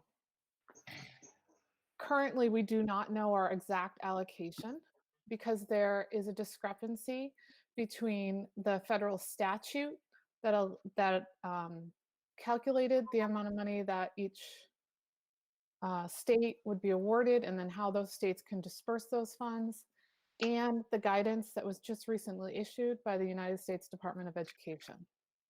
The discrepancy lies in how they have to distribute funds to private schools through the public schools. And so the calculation is in conflict. As a result, we do not know our allocation. And until the federal government and the United States Department of Education resolve that, we won't know our allocation. What the state has tried to do, though, to help us prepare is provide us a visual of the application. So now we can look at the questions in the application and the budget template and prepare with an amount of funds that we don't know we have. But we can also think about what's allowed and what's not allowed, in hopes that when they can open that up, when they get this resolved, they can open that application and we can have a fairly quick turnaround. The state, as well as the commissioners for the school superintendents across the country and many other organizations are working tirelessly with the Department of Education to try to resolve this issue. With that being said, the funds that are coming are not to be used as replacement funds. So generally speaking, it's advised that we do not remove something from our regular budget, local budget, and replace it with these extra funds.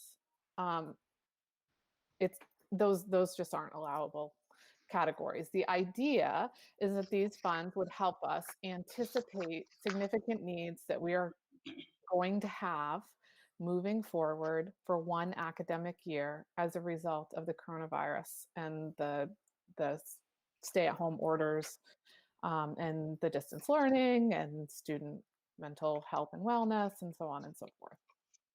When we receive the funds, we have to obligate them by September 1st, 2021, and then finally expend them by September 2022. So basically we have the year. On Tuesday at the Finance Committee, I provided you a list of some possible options of how we may spend those funds. At the same time, I also said that by Thursday, that may change, and it has. We learned recently that there is guidance forthcoming. It has not yet been published. We're not aware of it, about how we'll need to operate our schools in the fall. Thinking about anticipating what that guidance might be, we needed to start thinking about how to redistribute the funds that we may get.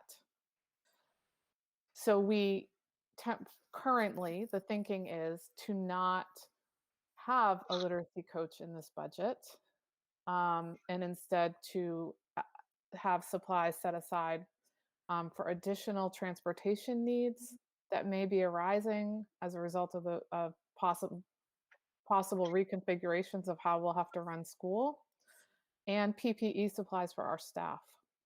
Now, this again this could change tomorrow because the guidance hasn't come forward. The state is working diligently to try to provide all of these services as much as they can to all of our schools, and it's just a moving target. The other areas that we would like to see using these funds would be in the area of technology. As we go through this distance learning process now, and when we have a chance to reflect with our teaching staff about the experience and with our communities, we recognize there's going to be some needs to make a distance learning or remote learning experience more effective for our learners, and that will require some additional software or hardware. And so we're trying to reserve some funds specifically for that, as they are not currently allocated in our technology side of the budget. Additionally, we will have COVID-19 impacted remediation. So as you know, students are learning at a different pace, and that pace is entirely dependent upon our ability to deliver that instruction and students' ability to attend to that instruction, given all of their other demands on their time and their energies. And so we anticipate having to increase our extended school year learning program, which is our summer learning program for certain identified students. And we have set aside funds to allow that program to double in size summer of 21. We've set aside some money for compensatory education, which basically means if we haven't, if for some reason we need to support learners in ways that we didn't realize we weren't supporting them fully this year, then we have to set aside some funds to kind of make up for that. An academic intervention academy, which will be an after-school intervention and remediation support to enhance the already changed practices we'll be engaged in during school to support intervention and remediation in hopes that we can catch up learners more efficiently and effectively before the summer comes. Social and emotional learning and trauma-based learning for staff, and transition training, how to transition our students effectively after 6 months or more of being out of the public school setting, and classroom supplies, replenishing materials or book sets that we sent home to in the best interest of our students and might not get back. So we had to set aside some funds for that. So currently that's the thinking. Again, this is draft thinking. It's changing on a daily basis. We don't have all of the guidance available to us, and the funds have to be spent following guidelines that support ESSA, or Elementary Secondary Education Act, the Perkins Act, the IDEA Act, and the McKinney-Vento Act, as well as a few additional allowable features such as sanitization or the PPE supplies, cleaning, and some features around transportation. Good questions. And maybe Andrea has something to add too. She has a different lens on this than I do. So Andrea? from where I stand, the objective of the meeting was to discuss the implementation of the grant. One of the things that they wanted to make sure is, or they wanted to recommend that we do not use the funds for ongoing purposes like personnel. They recommended using the funds for one-time purchases. And the recommendation was also to make sure that the business manager was involved, so that expenditures that were made would not further reduce allocations through the ED 279. So if we move things like transportation, those additional expenditures would not, if you remember, the part of the ED 279 that is expenditure driven, one of those is transportation. So if we move all of those funds, all of those additional funds into the CARES Act, we wouldn't see that through the funding model. So there were discussions such as that, and just how to be careful when picking and choosing what to fund through the CARES Act. I was in a meeting yesterday with the executives of Maine School Management and with the commissioner and the deputy commissioner and some other folks from the other, I can't tell you all the organizations, but one of the things that Pender said was that the guidance from the federal government, the federal DOE, does not match the statute with regard to how private and public schools and charter schools will be in part paid out of this money. So that's the issue that needs to be resolved before they can share the allocation for that, or the portion of funds that each district will be receiving.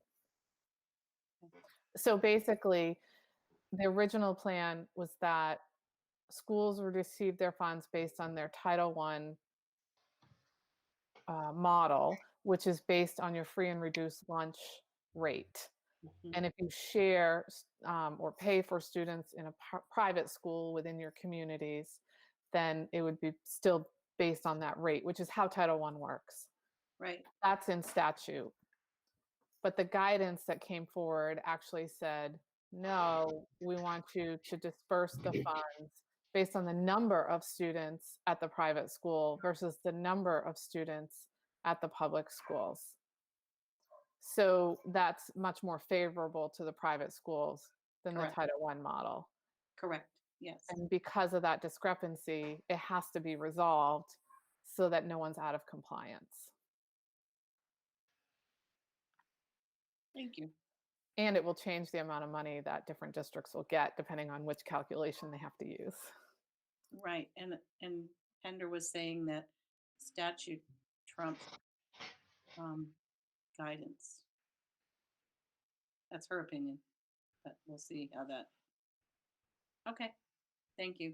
And I'm attending another meeting on Sunday at 4 for another update. So I'll hopefully you'll know more than I do. But anyway, thanks. So that's an update on the CARES Fund.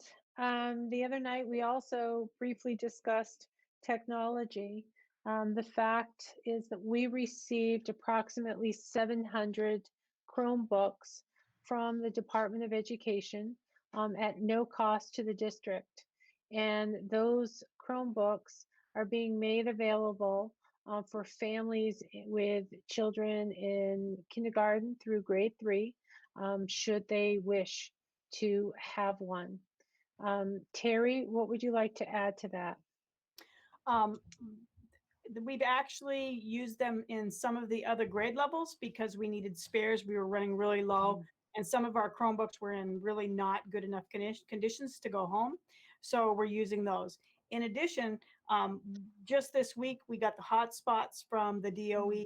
And so we're not really sure with the hotspots whether we're going to need software or not. We did have to buy a little, probably $17,000 worth of software for the Chromebooks. So that's kind of where we're at with that. Angela and I had talked about asking the teachers what they needed to improve online learning. And so that's kind of our plan. Great, thank you. All right, next on the list is just to make sure that I'm keeping you in the loop, that there are many pockets of groups and individuals who are beginning to discuss next year and what next year may look like for the start of school. There's a lot of speculation, yet there's no information yet. And so today I was in a meeting with all of my colleagues, superintendent colleagues, and it was made pretty clear that if phase 3, as it currently stands, is still in place by the end of August when school starts, then school is not going to be able to start as we know it, because it limits us to just 50 people maximum in a gathering. So we'll have to see whether the phases change as time goes along. But what we're being directed to do is to begin thinking about and planning for multiple options, because we don't know what the fall will look like. One option is to plan for school just simply resuming, that we'll go back to where we were prior to the pandemic. I don't think that that's realistic, but that's certainly one option. There is consideration we have to give should the school buildings not reopen in September, and that we have to continue providing education remotely. There's also talk that if the schools do open, but we have to adhere to the social distancing, what is that going to look like? Are we going to have to modify how and when we instruct our student population? Do we do it on a rotating basis? Maybe at the high school, you have only freshmen and sophomores come in one day. You have juniors and seniors on a different day, just so that we can ensure the social distancing is required. The other thing we need to be prepared for and think about is, what if school opens and then it closes again? How are we going to respond in that situation? So we are also anticipating that all students and all staff will have to wear masks. So as Angela mentioned, with the CARE Fund, we'll probably have to dedicate some money towards the purchase of PPEs for both faculty and for our students as well. With all of that, we have to think about busing. How do you socially distance on the bus? Does that mean we're going to have to add more routes?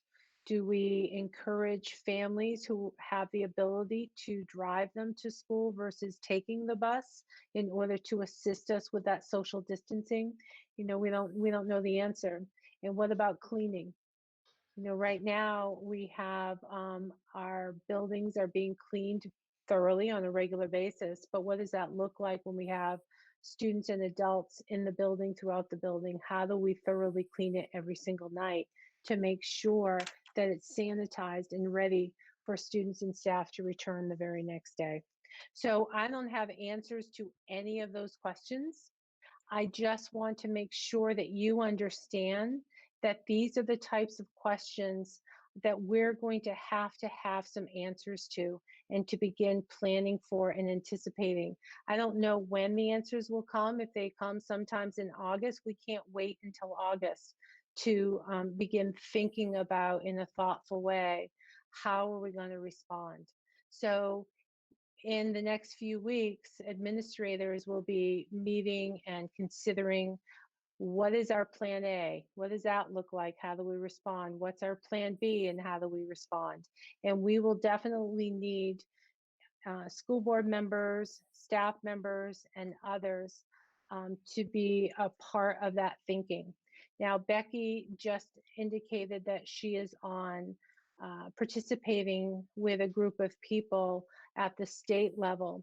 And this is what they're doing. This is part of her charge, is to be on this committee to begin discussing what the options are and to potentially provide guidelines and various guidance to school districts so that every individual school district isn't making it up by themselves. You know, we would like some general guidance so that we across the state, or at least regionally, can put forth a plan that is relatively consistent as much as we can. So that's really all I have on this particular matter. I just wanted to make sure that you understand that we are not currently anticipating that we're just going to return in September and go back to providing education in exactly the same manner before COVID-19. It's going to be a new world for us, and we don't yet know what that's going to look like. So. All right, speaking of that, plans for graduation. I'm certain our seniors, their parents, and other community members are anxiously awaiting what the plans are going to be for graduation. Just this week, we received some guidelines and some guidance from the Department of Education. So Mr. Kempton has been working very diligently to try to find a plan that honors what we're hearing from our seniors, that they would like some type of face-to-face graduation ceremony so that they can be with their peers, but doing it in a manner, of course, that makes us adhere to the governor's guidelines. So Mr. Kempton is here, I believe, and I would turn it over to him if Mr. Kempton, you want to just kind of walk through your current thinking for graduation and class day. Okay. I was in a meeting today with principals from around the state and people from Department of Education and the MPA. And there was a lot of discussion with the representative from the Department of Education in regards to the guidelines that are out there that we received the other day, essentially saying that the 50-person max is the route we have to go, whether it's inside or outside, which obviously for the bigger schools and the medium-sized schools like us with 130 students, that creates a significant challenge. So I was pretty, I guess, lack of a better word, frustrated with the fact that right now we can have 100 people in a Walmart or a Lowe's or a Home Depot, but we're being restricted to 50 people in an outdoor event on the football field. But there's really nothing that we can do about that. From what I understand, I voiced my concern in the meeting to the rep in the meeting, but right now the guidelines are the guidelines, and we have to come up with a plan that hopefully is something that the kids will like and will be meaningful for them, and something they'll remember. So what I found out is that on the campus, we can do something where we put people into mods or into pods where we could have, with our group, we can have groups of up to 50 people, and we can rotate them through so that they're not all in the same spot at the same time. And so with our group, what I'm looking at is potentially setting up 10 groups with 15 graduates in each group. And we'll talk about how they select those groups. I'm thinking they might be able to select the group that they want to be in so that they're seeing their friends, their closest friends, graduate when they get up on the stage, along with two parents or two caregivers each. And that way, their parents can be with them and they can be with a small group of their friends. And we'll run mini graduation ceremonies for each group. And we can rotate the groups through that mini ceremony on the football field, on Hope Field. It's something similar. I've been talking, a friend of mine is Mark Tinkham, who was the principal at Halldale. And Mark and I have been talking quite a bit lately. And he's got about 75 graduates, and he's kind of doing the same thing. He's using his soccer field, his baseball field, and softball field, I believe. And he's going to rotate groups through a mini ceremony like ours. His ceremonies, I think he's going to have 5, obviously because he's got fewer kids. And that's really the current thinking that I've been talking about with him, and I've also obviously talked about this quite a bit with Pat. So what I'd like to do is I want to get some more feedback from the graduates and some parents and get that feedback, but knowing that we have guidelines that we have to follow to meet the state guidelines, I guess. And what about class day? You plan to do that virtually, correct? So we're going to do academic awards will be virtual. So we're going to do that online. And I've got typically all my department chairs will give out their academic awards based on their content areas, as well as some specialty awards. I would take class day and blend that into graduation. And essentially what we will do, or my current thinking is that when a student comes up to be recognized and earn and get their diploma, it would be, okay, it's Pat Hopkins.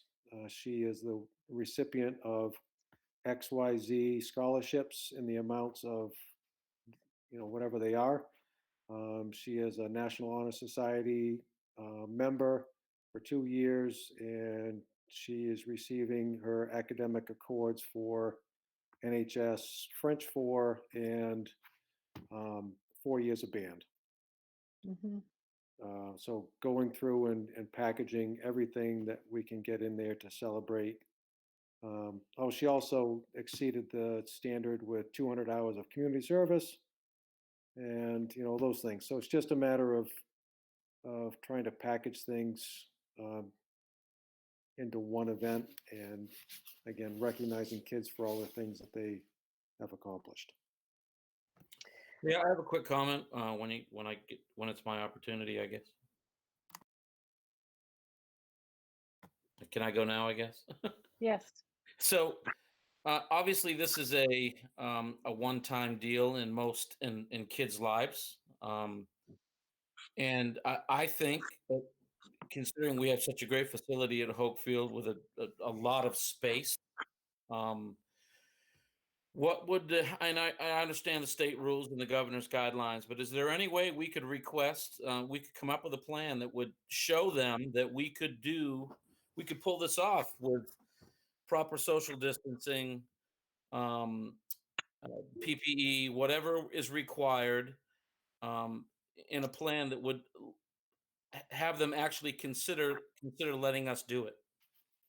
Um, potentially maybe limiting tickets. I know typically, at the Civic Center, you have anybody and anybody can come. Maybe limiting it to immediate family for folks coming for each student, and maybe getting Munzing Media to stream the graduation online, potentially for those folks that can't attend. But I think there's always a way forward, and if we don't ask, if we don't try to get a waiver, or we don't try to get somebody to say yes, certainly we're not going to get a yes if we don't ask.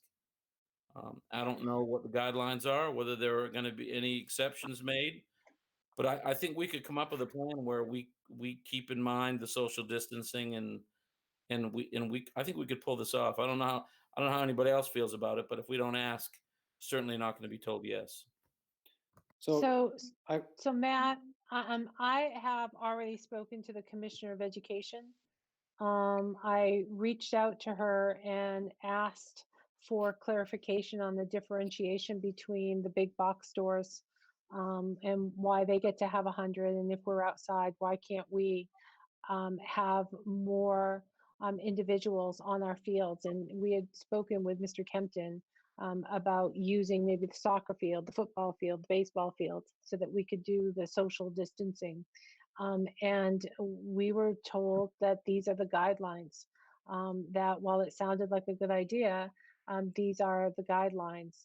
I know Chad has had a follow-up conversation, and then Becky and I have also discussed just today this committee that she's on, and whether she can go back to key leaders who are on that committee and ask for that clarification to see if there is any flexibility, as you're indicating, that would allow us to have more people at any one time on that field. But so far, we're hearing no. Chad, I'm sorry I cut you off. I didn't mean to. No, I agree with you 100%, Matt, in that I know that we could pull this off and practice social distancing. I measured out the football field as far as square footage and how many people we can fit on there. Reasonably, even I put them in groups where families could be in their own little section. I've looked at it with graduates, being seated in the front and then having areas for people to stand behind. And yes, we are going to do, Munzing Media is going to live stream it. We've already got that in the works, and he's ready to go with it. But I agree with you 100%. I think quite honestly, it's ridiculous that an outside event is being held to 50 people or less. And when I asked in the meeting today, the response was, well, those are the guidelines and that's it. So I get pretty frustrated and pretty fired up, and I have to take a deep breath a lot, because it just is I completely understand and respect the social distancing and the situation we're in. Don't get me wrong. The last thing I want to do is get anybody sick. But in an outside event where people will practice social distancing, we'll wear face masks. We can glove up if we need to. These kids want to see each other graduate, and I think we can do it. But whether we get, so far, our requests have gone nowhere. Jim, you had a question? Yes.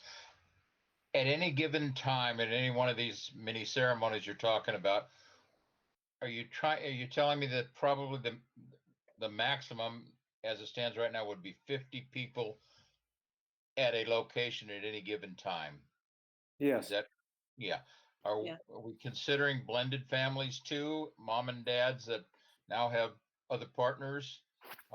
Is that being considered or taken into your account for setting this up?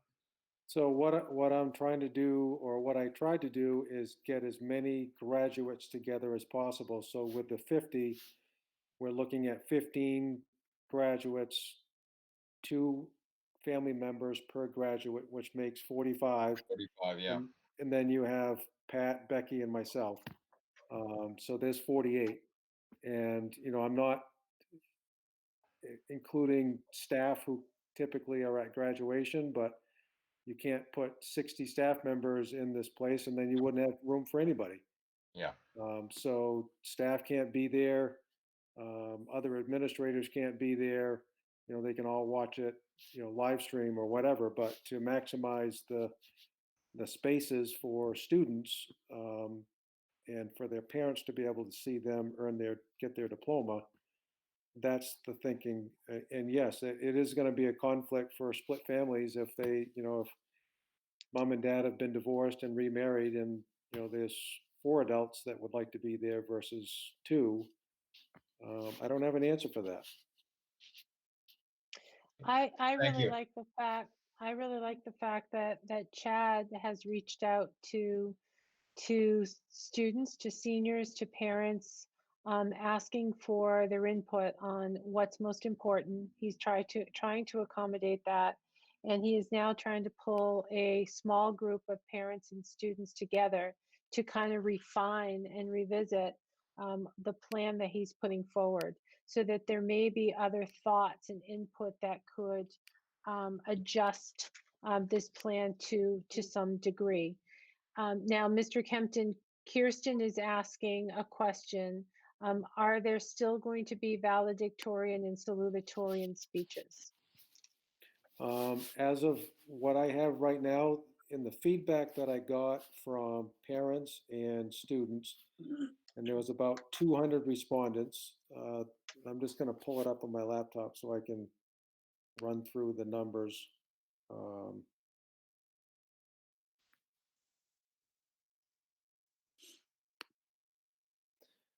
But essentially I'm just looking to see if I can find it. Of course, every time you try to find something that's here and now, you can't find it. But essentially what the feedback was is that they want to march in. They want to be recognized for their accomplishments, and they want to receive their diplomas. Those were the 3 big items. Having a guest speaker was the lowest favorable. Not that it's a bad thing, but that was the least important. And then next to the least important was faculty and student speeches. So they're looking at marching in, being recognized, and earning their diplomas were the big ticket items. So this is, again, a work in progress. We will keep you posted.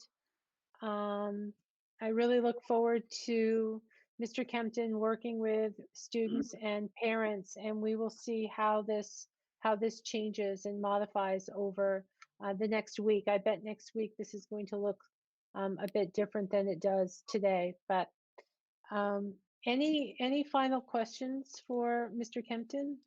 I have a comment. Go ahead. Okay.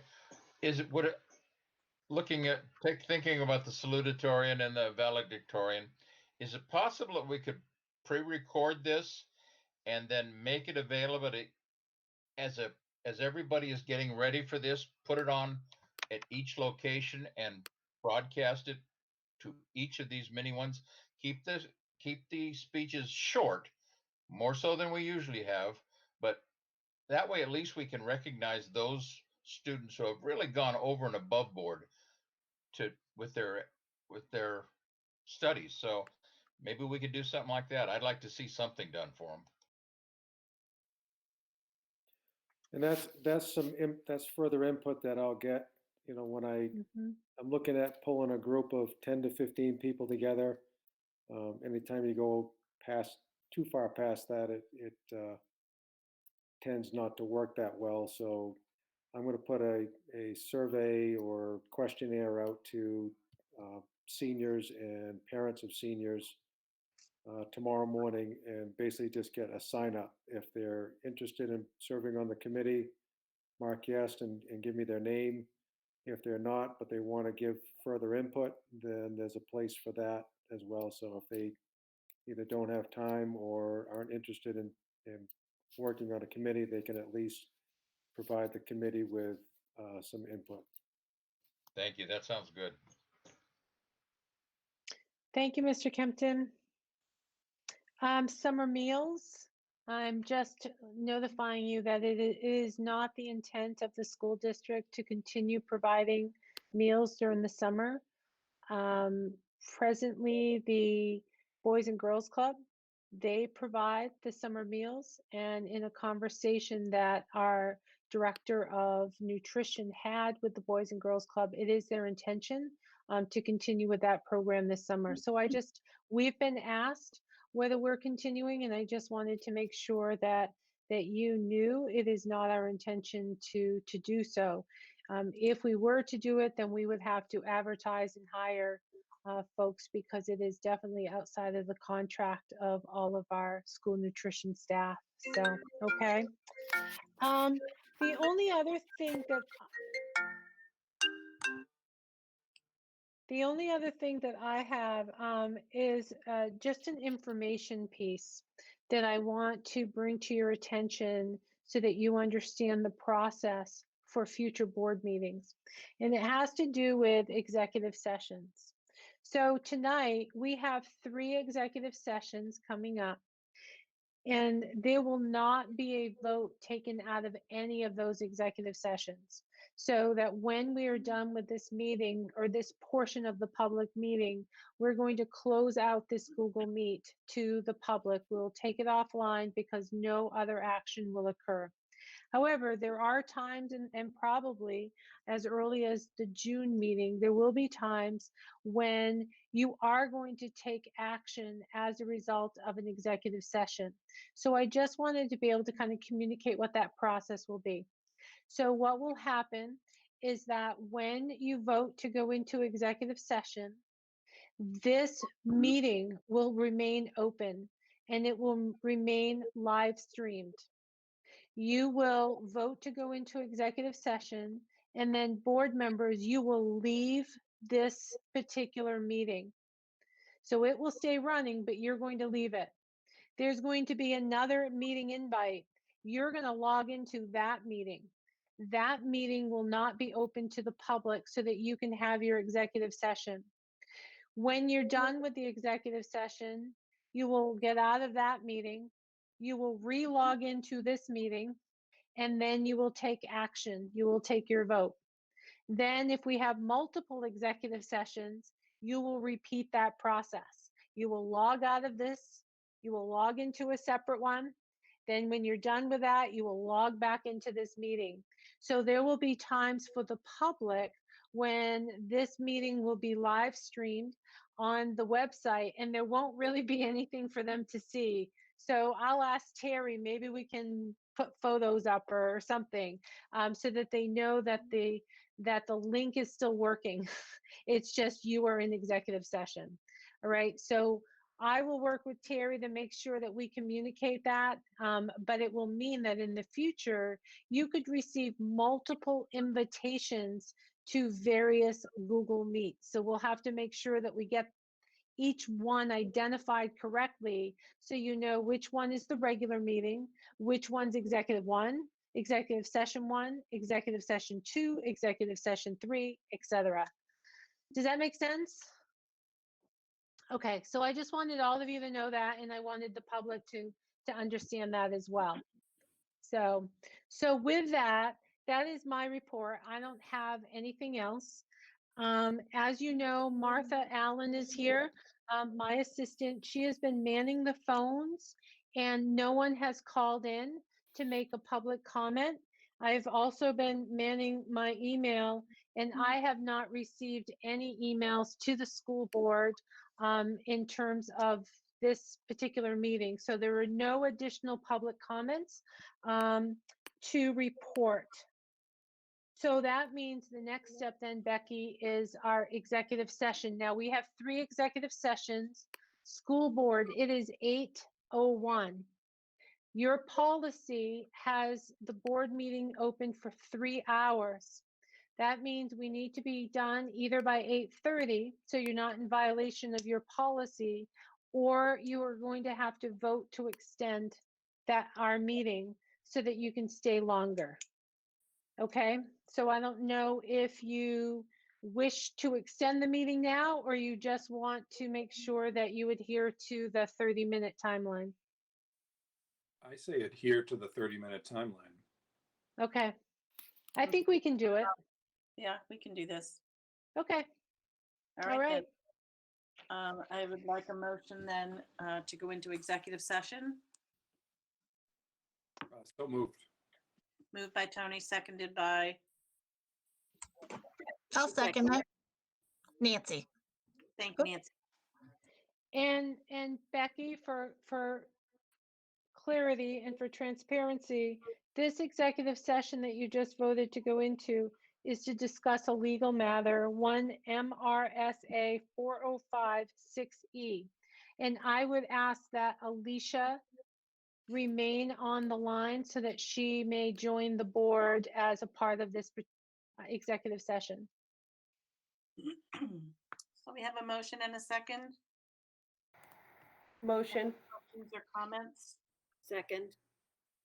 Okay, so Becky Fluss, yes.